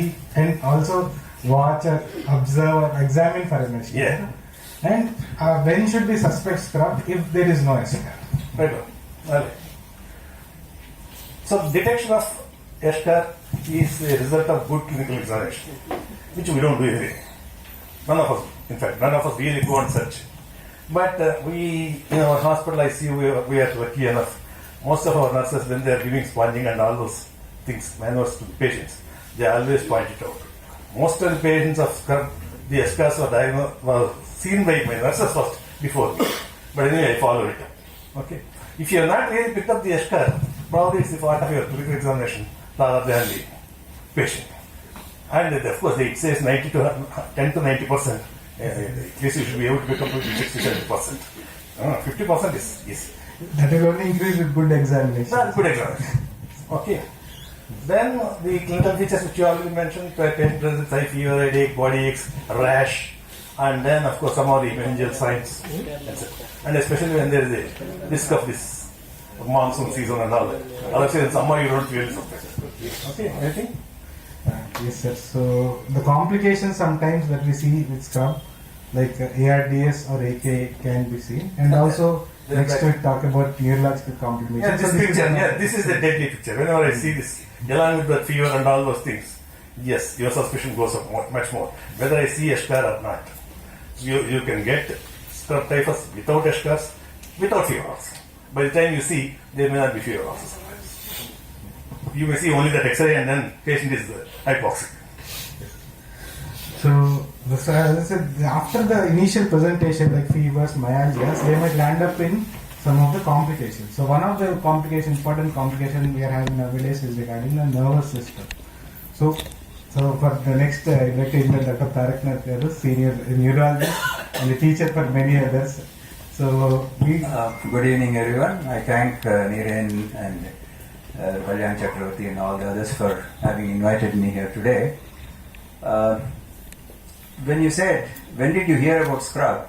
When I was doing my MD, that was in 83, I went for a lecture in Vijayawada.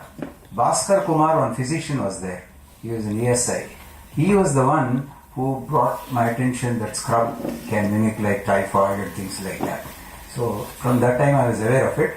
But anyway, these neurological complications, they don't happen in all patients with scrub.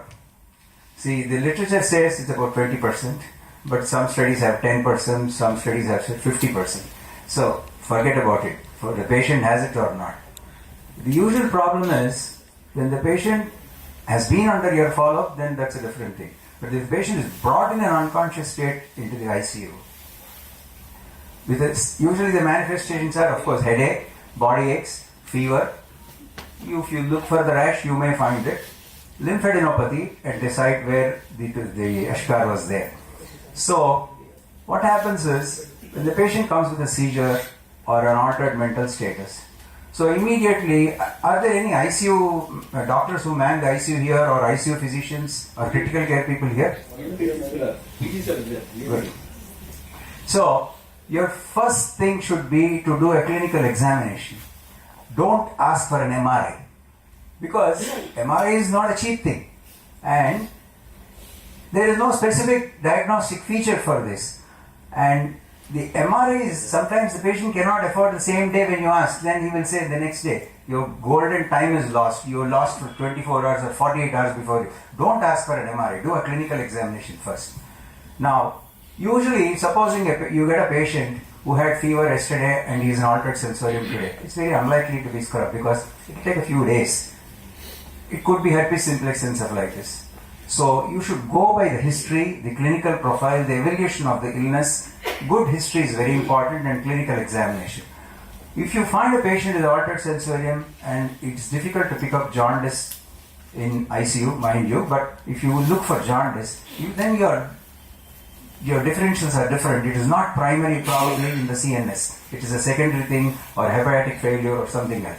So you should do a clinical examination, look for eschar, rash, fever, body aches, myalgia, history like that, and then patient comes with, go through the blood reports. Most of the times the bloods are ordered, but you don't pay attention unless you have a low platelet in that. every borderline, but maybe 70,000, 80,000. So you have to look for all these things and take the whole picture into consideration. Now, why is the CNS involvement? We all know it is an intracellular, in the endothelium of the vessels it is there. So it blocks the small vessels, the penetrating deep vessels. So you can get patients with lesions on MRI, which there is no specific finding for scrub typhus lesion. You may get a lesion in the thalamus, basal ganglia, subcortical white matter, producing extensive demyelination, can be brainstem or any of these things. Now the clinical manifestations of CNS, apart from altered sensorium, seizures, headache and nausea, vomiting, you can get any of the focal signs if they have. The other MRI finding that you can get is small punctate hemorrhages, not as in hemorrhagic leukoencephalitis where you get larger ones. Small, we know the vessels are getting blocked. So, and if you have a suspicion that it could be scrub, don't wait for any test. You just start with doxycycline. It's a very safe drug, and if you dramatic, one of the tests actually is if the patient improves dramatically with doxycycline, it's probably scrub. So don't hesitate to give doxycycline intravenous in these patients. So you can get a myriad of manifestations. CNS manifestations will be the same because the brain produces symptoms saying whatever you have. The other way of you can get CNS manifestations secondary to renal failure. You can get other features. And mind you, the MRI can be normal even in scrub encephalitis. It may not pick up all the lesions. So it can be normal, it can have white matter hyperintensities, it can have basal ganglionic lesions. Now, how to differentiate between an acute encephalitic lesion on MRI is herpes simplex, it is asymmetrical. You will have a temporal lobe and insular involvement, and it is asymmetrical, it is usually on one side more. Whereas unlike its scrub, it's all small vessel disease, so it is relatively symmetrical, punctate, multiple. So, and if you, the other thing is, you can get Japanese encephalitis, where you get bithalamic lesions, cerebral malaria, bithalamic lesions, symmetrical, bilateral. So that is one thing. Then leptomeningeal enhancement. Tuberculous meningitis gives the dense leptomeningeal enhancement, but in scrub typhus it is very mild. It is not so severe as that you see in these patients of TB meningitis. So it can have any of these manifestations. So it is high in the clinical suspicion, and good history and a good clinical examination is the one that will help you to make a diagnosis of scrub typhus on clinically, and you can get it supported by the lab findings. It is always better to treat empirically in sick patients. You don't, that's what I'm telling you. You don't wait. If you have a strong suspicion and if you have some of these clues, you start them on doxycycline. Do we really do the LP with thrombocytopenia?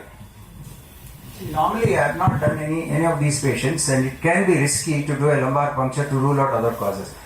If there is no thrombocytopenia, and if your bleeding parameters or coagulation parameters are normal, you can do a lumbar puncture. For an acute febrile illness, when I do a CSF, I get the routines. I keep a sample for BioFire and GenExpert, and if there is no fever, a sample for autoimmune panel. I can take 3 samples because you can't do repeatedly LP. So if the initial things are suggestive of infection, then you will have to go for, then I'll send for the BioFire. So like that you have to be prepared for all the things because you can't do repeatedly. Then the other clue apart from thrombocytopenia is you got a patient with 1 day headache, 2 days, and then he's unconscious, and then you have a peripheral leukocyte count is very high. Then you know you're doing a pyogenic infection. So you have to look at the simple blood tests that you see are very important, and never forget to do a gram stain also, because it is very important to do a gram stain in these patients and send for culture. Even any fever with, like how he said about blood culture, any fever with altered sensorium, I will always do a CSF culture too.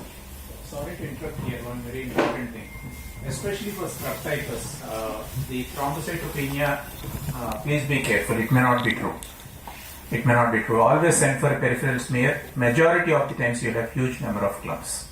then you get the peripheral smear saying 2 lakhs to 2 lakhs 50,000.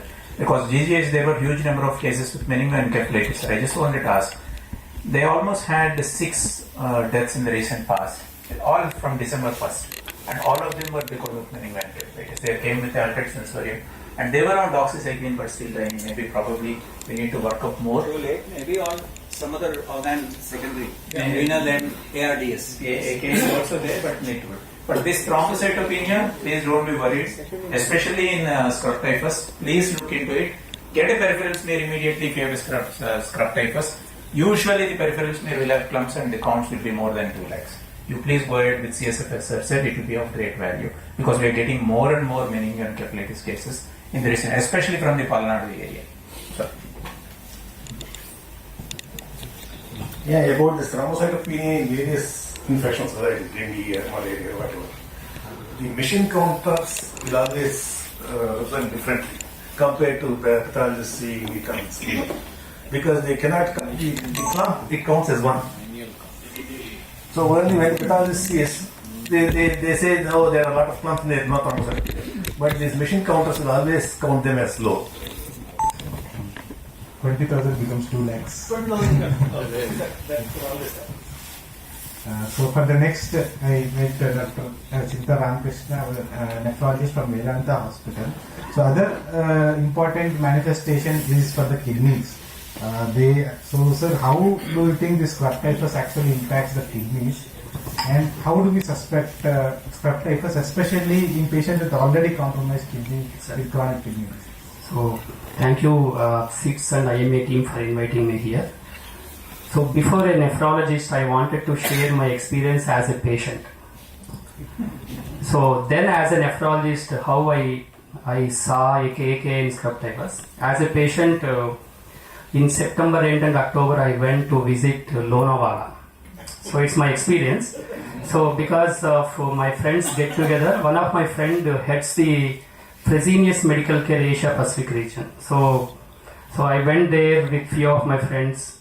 So he bought a villa 2 years back in a celebrity villa community where all Bollywood actors, heroes, heroines and great Bollywood people lives there on weekends. There are about 200 villas are there.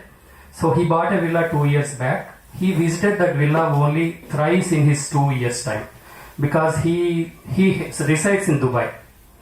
So before he invited us for get together in that villa, one day prior to we visited that villa, he called upon housemates and cleaned the villa. So unfortunately, it was a rainy season. You might have seen a lot of floods happened in Pune, Mumbai in September end and October first week. We never thought that that villa was not opened previously. So we visited there.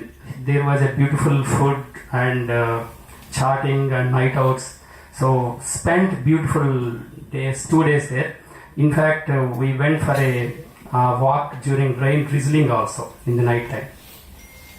After 2 days, I boarded a flight from Mumbai to Vijayawada. After sitting in my chair, so I got severe chills, myalgia and fever. Don't know, I thought I was stuck up in my life. So I came down to my home. Next day fever 101, not responded to Meftal, P, Dolo, second day, third day. Second day my bilirubin was 2.5 and platelets were 1.2 lakhs and other and CBP, I mean the HB and WBC are normal. And I really owe to Dr. Neeran. He visited my home thrice during my clinical journey. So I went through psychological, mental trauma because third day, fourth day, my bilirubin was 4, 5 platelets were around 80 to 90,000. And I told Dr. Neeran I will go and admit in Ramesh Hospital. So he visited my home, consoled me, and third day I started developing rash around my umbilicus and chest. It was not attributed to thrombocytopenia, so I don't know what happened. So the reason why I told all this picture is, even as a physician, in front of Dr. Neeran, I went through dilemmas of diagnosis and also for treatment. I never knew whether I responded to treatment or whether I never knew today his bilirubin is 4, tomorrow my creatinine could be 3, and day after tomorrow I might land up in ARDS. Isn't it? So, despite seen in hundreds of cases of tropical fever in our medical practice, as a patient, I never shared my, it was really frightening to experience also. So ultimately I got treated with injection Magnex Fort and doxycycline. Scrub, dengue, malaria, leptospira, all were negative. All tropical panel was negative. And he said this rash is because of Jarisch-Herxheimer reaction secondary to possibly Treponema pallidum or leptospira. And even today he did not give an accurate diagnosis for my illness. So this is my experience, because why I am telling you is there is a so what I wanted to impress upon you is, so day to day our approach to a fever or a febrile illness must change. Today you feel that it is dengue, tomorrow maybe scrub typhus, day after tomorrow it could be pneumonia.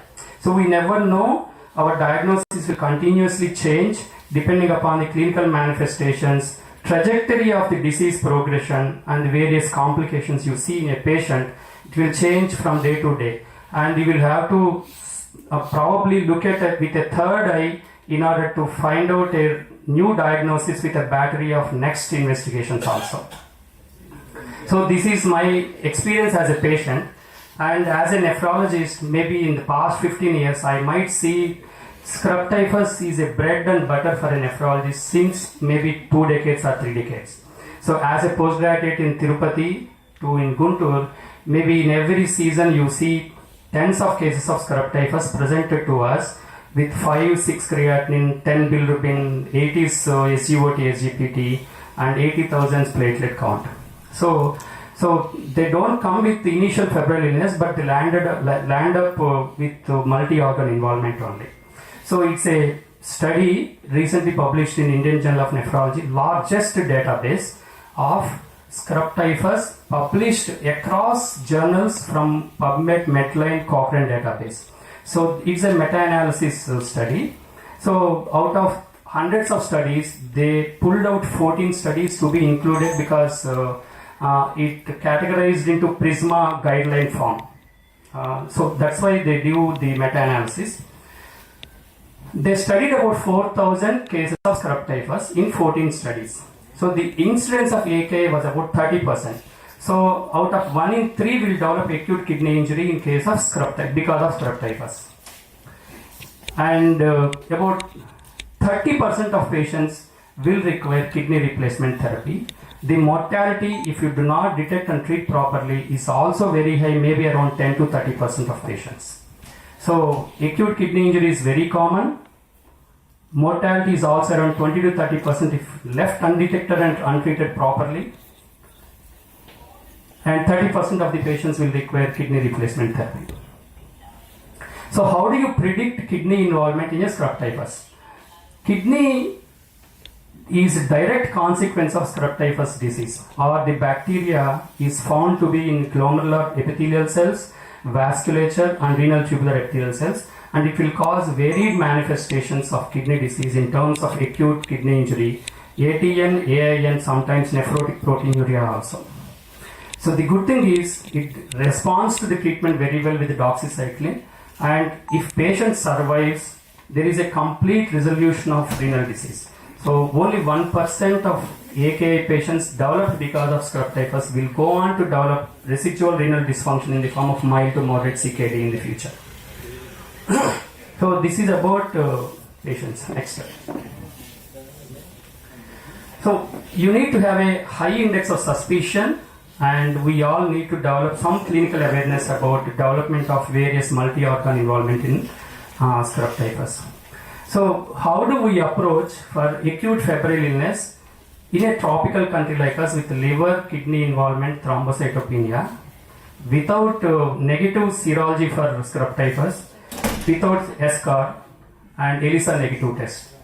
I don't know, but Neeran might enlighten us on these patients. Thank you very much for patience. That's how I treated it. Any negative only. Last year. Pictures are also negative.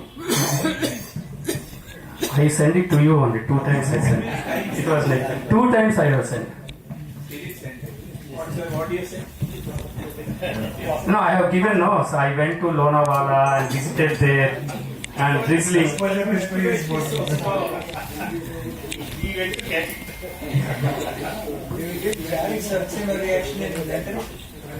Actually, that started after starting ceftriaxone. It started after starting ceftriaxone. That was good. But the end of the rash is almost at the end of second week. This is drug induced. This is drug induced. Yeah, that's Normally, spots are with the history. He still probably fits responding to magnet sport. I already told you. Yeah, oral doxycycline plus IV Maggie. When you want to cover tropical fever. This question probably, when not disturbing and taking time, the 3 drugs probably a cocktail. I think everybody knows that. BLA with doxycycline with Palsigo. As of now, luckily we don't have malaria. It's a preferred choice if we are really planning to cover majority of the story. Right, sir?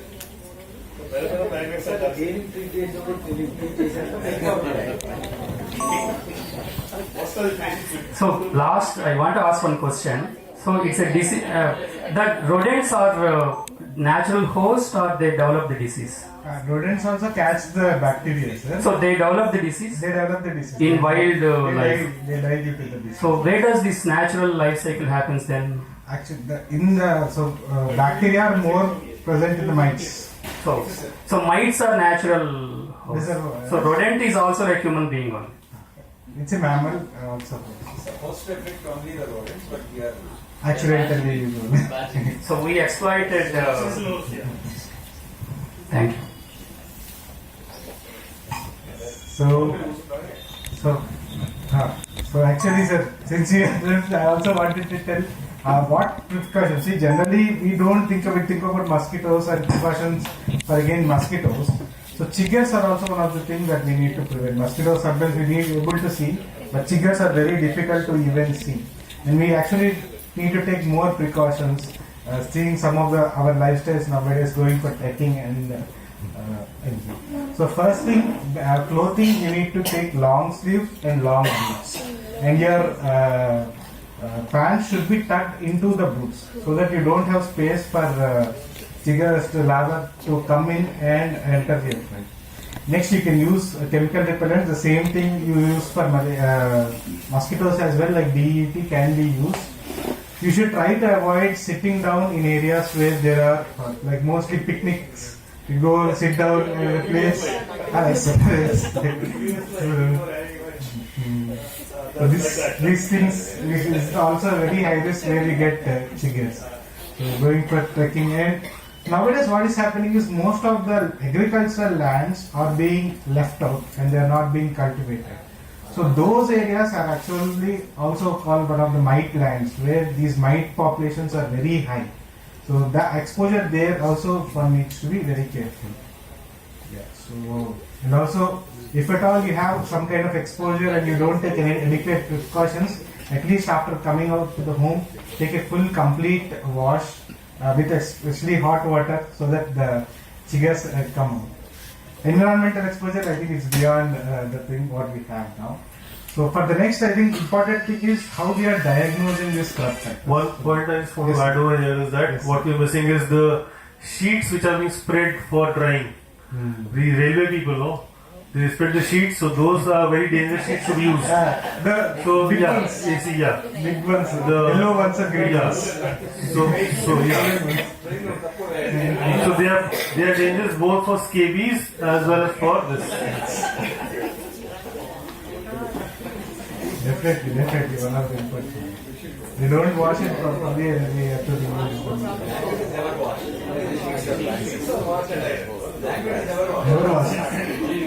Wash and dried on those glands, mite glands. Yes, sir. So next, we invite Dr. Sumitra from Professor and HOD of Microbiology from AIMS Mangalgiri. So, sir, we need your expertise on what the different diagnostic tests we have for scrub typhus and when should choose which type of diagnostic test. So, thank you, Dr. Neera and Dr. Kalyan, for inviting both of us for this panel discussion. Recently, around week 10 days, I was reading in the newspaper the number of scrub cases rising in AP. And I would like to give a counter proposal that if you go through the basic chapter of scrub typhus, you'll see that the first disease and the first signs is the flu-like symptoms. Like there will be flu-like symptoms, there will be headache, there will be some myalgia. So you'll go for a tropical panel, you go for chikungunya or malaria or dengue, like those things. And invariably what will happen is that it might be something else, it might be a chikungunya, but because it is possible that the patient is already having the IgM antibodies or the IgG antibodies because of previously exposed mite. So the current disease may not be scrub typhus, it might be detecting a previous scrub typhus as possibility because some cases do get resolved. So because it's a now these are obligate intracellular parasites, so you cannot bacteria, so you cannot grow them, right? So you cannot have colonies like we have in Burkholderia, Pseudomallei, or Burkholderia. Problem is that all these scrub typhus IgM positive cases need to be confirmed by a PCR test because that IgM ELISA or the ELISA positive could be false positive or be a bystander infection also or it could be co-infection also. Now, what we learned in our training at CMC Vellore recently a few months back was that the specimen that you send for a blood culture, the blood sample that you send a plain vial, we can go in for a ELISA-based technique or a immunochromatographic test like that we can do. But the gold standard is ideally your immunofluorescence, and better is the Buffy code, the PCR of the Buffy code, not just the blood sample, not just the plasma. We have to specifically isolate the Buffy code because that is a component in the blood which is really harboring the true pathogen. So what I feel is that whatever these cases which have come as positive, they should be confirmed by the PCR of the Buffy code. Of course, we do have the SR as one of the gold standards because SR might be seen only maybe 15, 20, 30% depending on how good your clinical examination is. Many sites get missed because the presence of an SR, if you are picking up the SR, that means you are actually a good clinician. But yes, we do have a lot of, and because we cannot culture this particular organism, so we have to rely on the serological tests or on the molecular tests. So culture is out of the question. So we are down with the blood PCR. It's not just blood PCR, it is PCR of the Buffy code, which actually harbors the true pathogen. IgM ELISA are good, but then the sensitivity and specificity is variable depending on certain kits. So what CMC Vellore, which is the main national center for the rickettsial diseases, for which we are one of the spoke centers, they recommended a kit called as InBios. So that is one of the companies that they say that is very good. Another company is the J-Mitra, that's also a decent kit for diagnosis of IgM. Rapid ICDs are good again, but then they are easy to do, but they may have a lot of non-specific reactions. So we really cannot rely on that. I would again, if you've got a rapid ICD positive or an IgM ELISA positive, you should always confirm with a Buffy code PCR. So that we also plan to start off in a. Of course, wheel Felix was the old test, but now it's not been done. And IF, of course, it's a gold standard test that has also been done in CMC Vellore. Maybe once we get our own microscope, we might start that also. But yes, right now we are relying mainly on the IgM ELISA. But at the same time, my personal view is that an IgM ELISA positive should always be confirmed by Buffy code PCR. So one thing you told about mostly the false positive nature of IgM ELISA. So how many years can IgM ELISA be present after vaccination? Actually, it is around 2 to 3 months. It may remain positive. That is repeated repeat infections? I don't think so. I don't suppose the repeat infections are possible. But there's no way. But to rule out the actual thing, I would prefer to go for Buffy code PCR. Ideally, it should be same before. Yeah. So because in the once antibodies start developing, it will capture all the antigens and your PCR will be negative. So you have to go for a EDT-AOL and we isolate the Buffy code with a proper procedure to isolate the Buffy code, and then from that only you can do the. So now the biggest problem is as the case definition as per the NCDC or whatever it is, IgM ELISA is now being taken as well. That is the thing which we have raised to the commissioner. As of now, should be actually with IgM ELISA alone should be still declared the cases. Because ultimately, patient will not even be tested. They will straightaway give vaccine resistance as a blanket therapy. So patient will get treated and go back home. So we might be missing on many cases also. That's also a possibility. So considering only that, the reason why I was saying, considering only IgM ELISA as the diagnostic test, probably needs to be looked into it seriously without a PCR so we have to do with a Buffy code PCR to confirm it. Buffy code PCR is something which is very important. Because Sir, have you ever planned a start PCR? That's something very interesting. Yeah, we are planning again the same thing that the kits is the issue. Same way we had the kits with the issue with the bubble area through the media also. We do have the kits, sir. I'll get back to you. So, but the main problem PCR is you need to catch them early. Yeah. And you need to get the sample like blood culture before starting antibiotics. Does it really change? Otherwise, the sensitivity goes down. And then takes into the sensitivity goes down.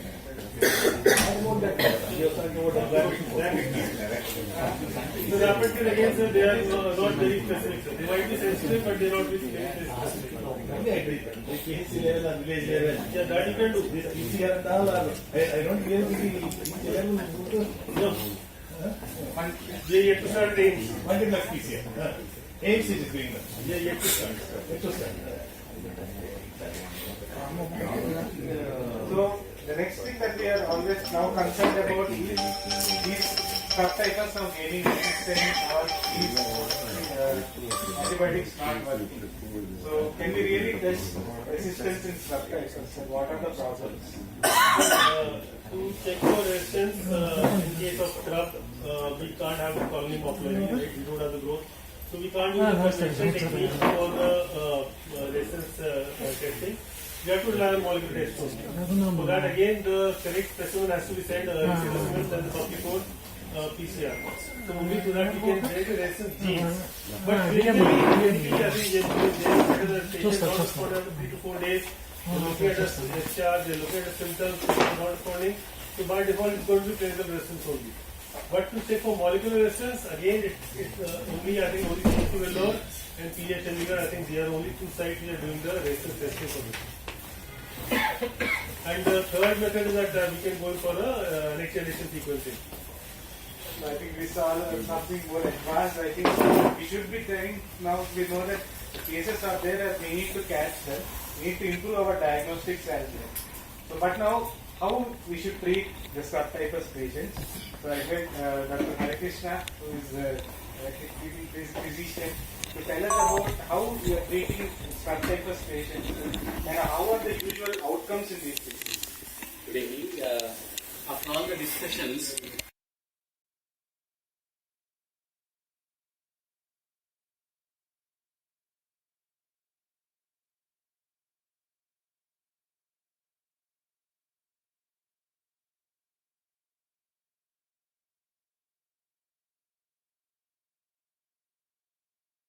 of admission.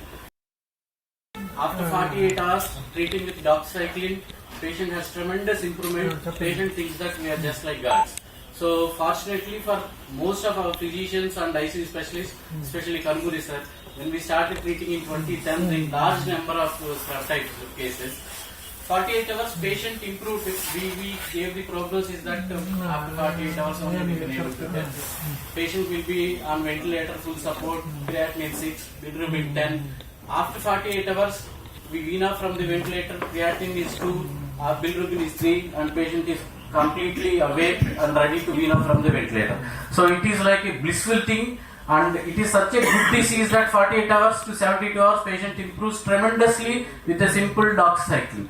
So this is one good disease in spite of all these things has been discussed, that other than malaria or other septic diseases, this is very easy to treat, and we have been treating it in a very simple doxycycline. If the patient is in ICU and with multi-organ dysfunction, doxycycline, injectable doxycycline for 1 week is all to be done. And for OPD patients, what we have been practicing, any patient who comes to us on day 2, day 3, with simple fever, myalgias, and CBC will give us the clue. Most of our residents will also see that, sir, thrombocytopenia 90,000. But what we see predominantly is lymphocytic leukocytosis. That is one basic thing which will cleanse us towards this strep typhus. If you see platelet count of 1,20,000, 1.3, SGOT, SGPT of 50, 60, bilirubin is normal, WBC is 20,000 or 17,000, lymphocytes are 60,000. Most likely this is strep typhus, look for Escher. And invariably you will get Escher, and you can treat him in OPDs. So the point to take here is that it is easy to identify if you have that level of suspicion. And doxycycline still holds good. Doxycycline 100 milligrams twice daily in an OPD basis. If other systems are not involved for a week duration, patient is doing all good. For all these 15 years, we have been treating with simple doxycycline 100 milligrams twice daily. Yes. So doxycycline is definitely the drug of choice, sir. And as I said, even when they present with complications late, the response is tremendous in most of the patients in 48 hours. In fact, that is one of the good disease that most of us got good practice, that in 48 hours patient improves, they feel that we have done some tremendous wonders. So either they feel that we are blessing, but the report says that creatinine is 6, bilirubin is 10, platelets are 1.2, patient is comatose, not responding. In 48 hours he is fully awake. So doxy still does the wonder. If patient is not responding, azithromycin injectable form 500 milligrams once daily holds good. Still, I have not seen any resistance so far in all my patients. They are doing extremely well. One other point I wanted to bring it to the notice that in any medical practice or fever practice, now that things are moving ahead in a faster pace. Patient comes to you on day 3. What we do, we send for CBC, MP, cultures. Then we start some empirical antibiotic. Now the problem comes here. That's what we have been discussing about the resistance. Now we have multiplex PCR, which is very affordable, 4,000 to 5,000. Dengue we are spending 1,500. Strep typhus we are spending 1,500. MP we are spending another 700-800. So all this multiplex panel in 6 to 8 hours we get it in 4 to 5,000 rupees. And we can able to start early treatment. Early treatment is the fundamental key factor here to save the patient. So what we have been doing that first we send CBC, then we send culture, then platelets goes down to 1 lakh, or maybe he will come on day 5. We don't find Escher, then we send dengue, then dengue comes negative, then we send strep typhus. By the time it will be too late, maybe 7th day or 8th day.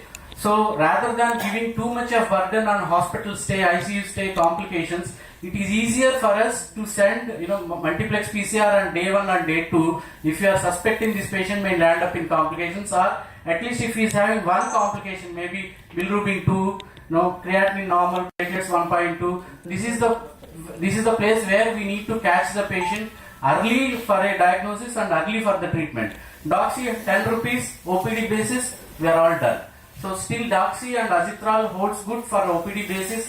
In ICU, even on ventilator, doxycycline 100 milligrams twice daily with IV azithromycin 500 mg once daily for a week, it still holds good as the guidelines and our clinical practice as well. Yes, sir.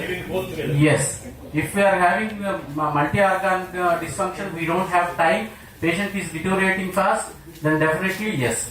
Or if the patient is pregnant, or if he has intolerable to doxycycline, then azithromycin single treatment also holds good. 1 week. Yes. Once the patient comes to take oral form, then we can switch it over. Or if the patient is on ventilator, definitely 1 week of IV. Or with azithromycin, you can make it as oral. Sorry, I think we're getting late. Regarding this multiplex PCR, I would like to bring a very important thing. because when we are using multiplex PCR for tropical fevers, we should be very careful because we are mixing virus, we are mixing bacteria, we are mixing RNA, DNA. So extraction becomes difficult, and then that's the problem. I think Sandeep said. So when we are doing multiplex PCR tropical panels, we should be very careful. For the regular sepsis panels, when you are using like for bacteria, Pseudomonas klebsiella, then for that you can use multiplex PCR. But tropical panel multiplex PCR, please be careful. The technology hasn't yet developed there. I think probably Serosa will guide us in the near future. So that's one important point which probably I thought because PCR has come, but definitely it's going to be a wonderful choice in near future. PCR will be a very valuable tool. As Hari said, definitely it will be of great use rather than spending huge time and money on other things. PCR should be considered as one of the utilities.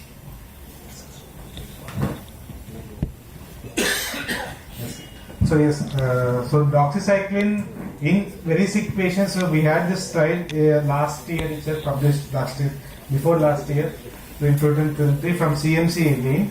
So where they combined doxy and azithromycin for very sick, severe scrub typhus patients, which reduced the complications by almost 30%. Though it did not affect the mortality that much, but it improved the patient outcomes, early ventilator weaning off, early inotropes weaning off, all positive outcomes were definitely seen. So, but is this because of resistance? As of now, we will be not able to find out. But whenever patient is sick, it's always better to combine both doxy and AZ. See, this doxy IV, so there are different preparations that are available. So when you discuss about Yes, sir. what is the best? No, IV. IV preparations, salt preparations, which doxycycline is mixed with. We have different IV preparations. Sir. I have used only one for now.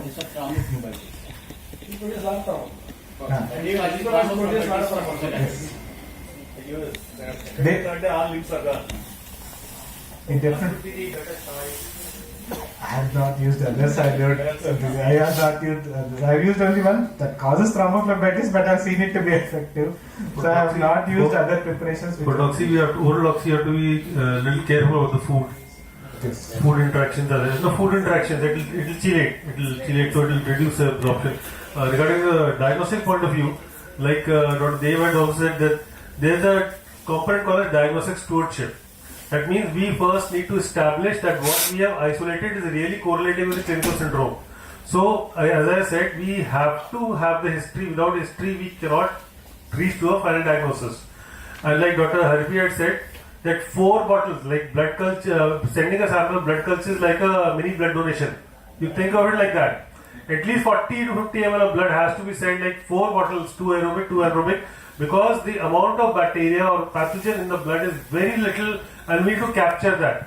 And we have to, unless you don't tell us that it's suspected merit or a long-term disease. So in that case, another bacteria that I think Dr. Dev was Brevandemonas. So we get like Brevandemonas diminuta. So that also could be one of the cases of merit also. So again, in microbiology, you may have automation, but I keep on saying that automation is not the same as auto-analysis. It is not like biochemistry or pathology. So it's totally different. So we really have to correlate with the history. And if we isolate something odd, we always go back. We now have a PTC students, all the PTC ID students are there. So they are our bridge. So like they act and they get patients of STR also. We have had around 7 to 8 cases of merit also in names also, and we do have the isolate. So maybe once we have our MGS lab, we start the sequencing also. Thank you. Yes, sir. So I think that will help bringing out some new diagnostics. Anything you would like to end the discussion about scrub typhus? Okay. IV and oral doxycycline, do they really matter? Especially conscious oriented. The absorption rates are very high in the oral doxycycline. So why do you want to do for IV? Especially conscious oriented. You can really only in those patients who are not able to swallow. Only if they are when they are critically ill and they are not able to swallow. Once they recover, you switch to oral. Do we really have the criteria? Doxy is not needed. 100 mg once a day is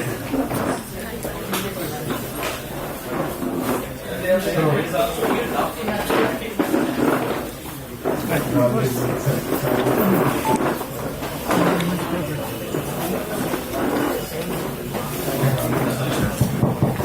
thank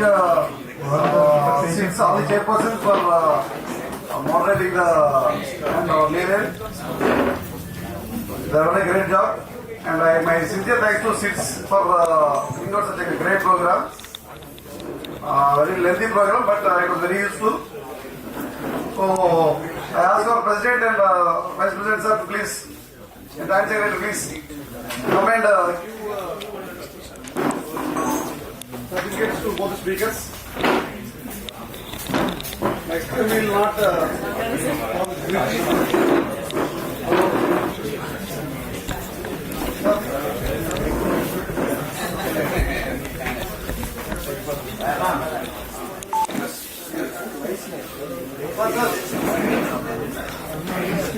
sir ఆ projector ఆపేసి sir projector ఆపేద్దాం sir face మీద పడదాం sir ఆపేసి snap చేద్దాం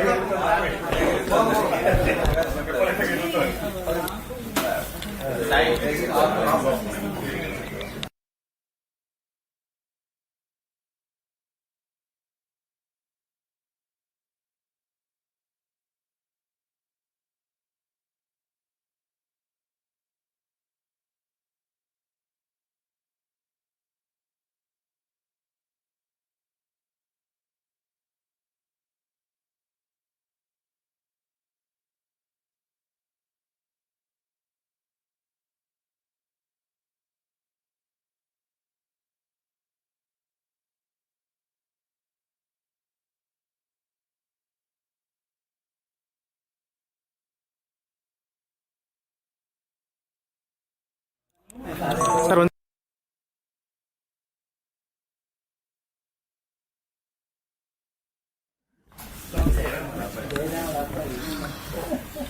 wait sir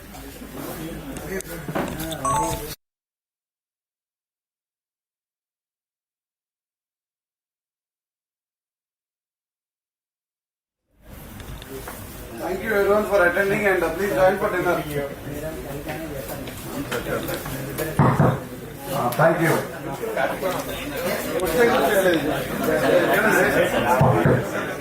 ఎక్కడ కొట్టాలి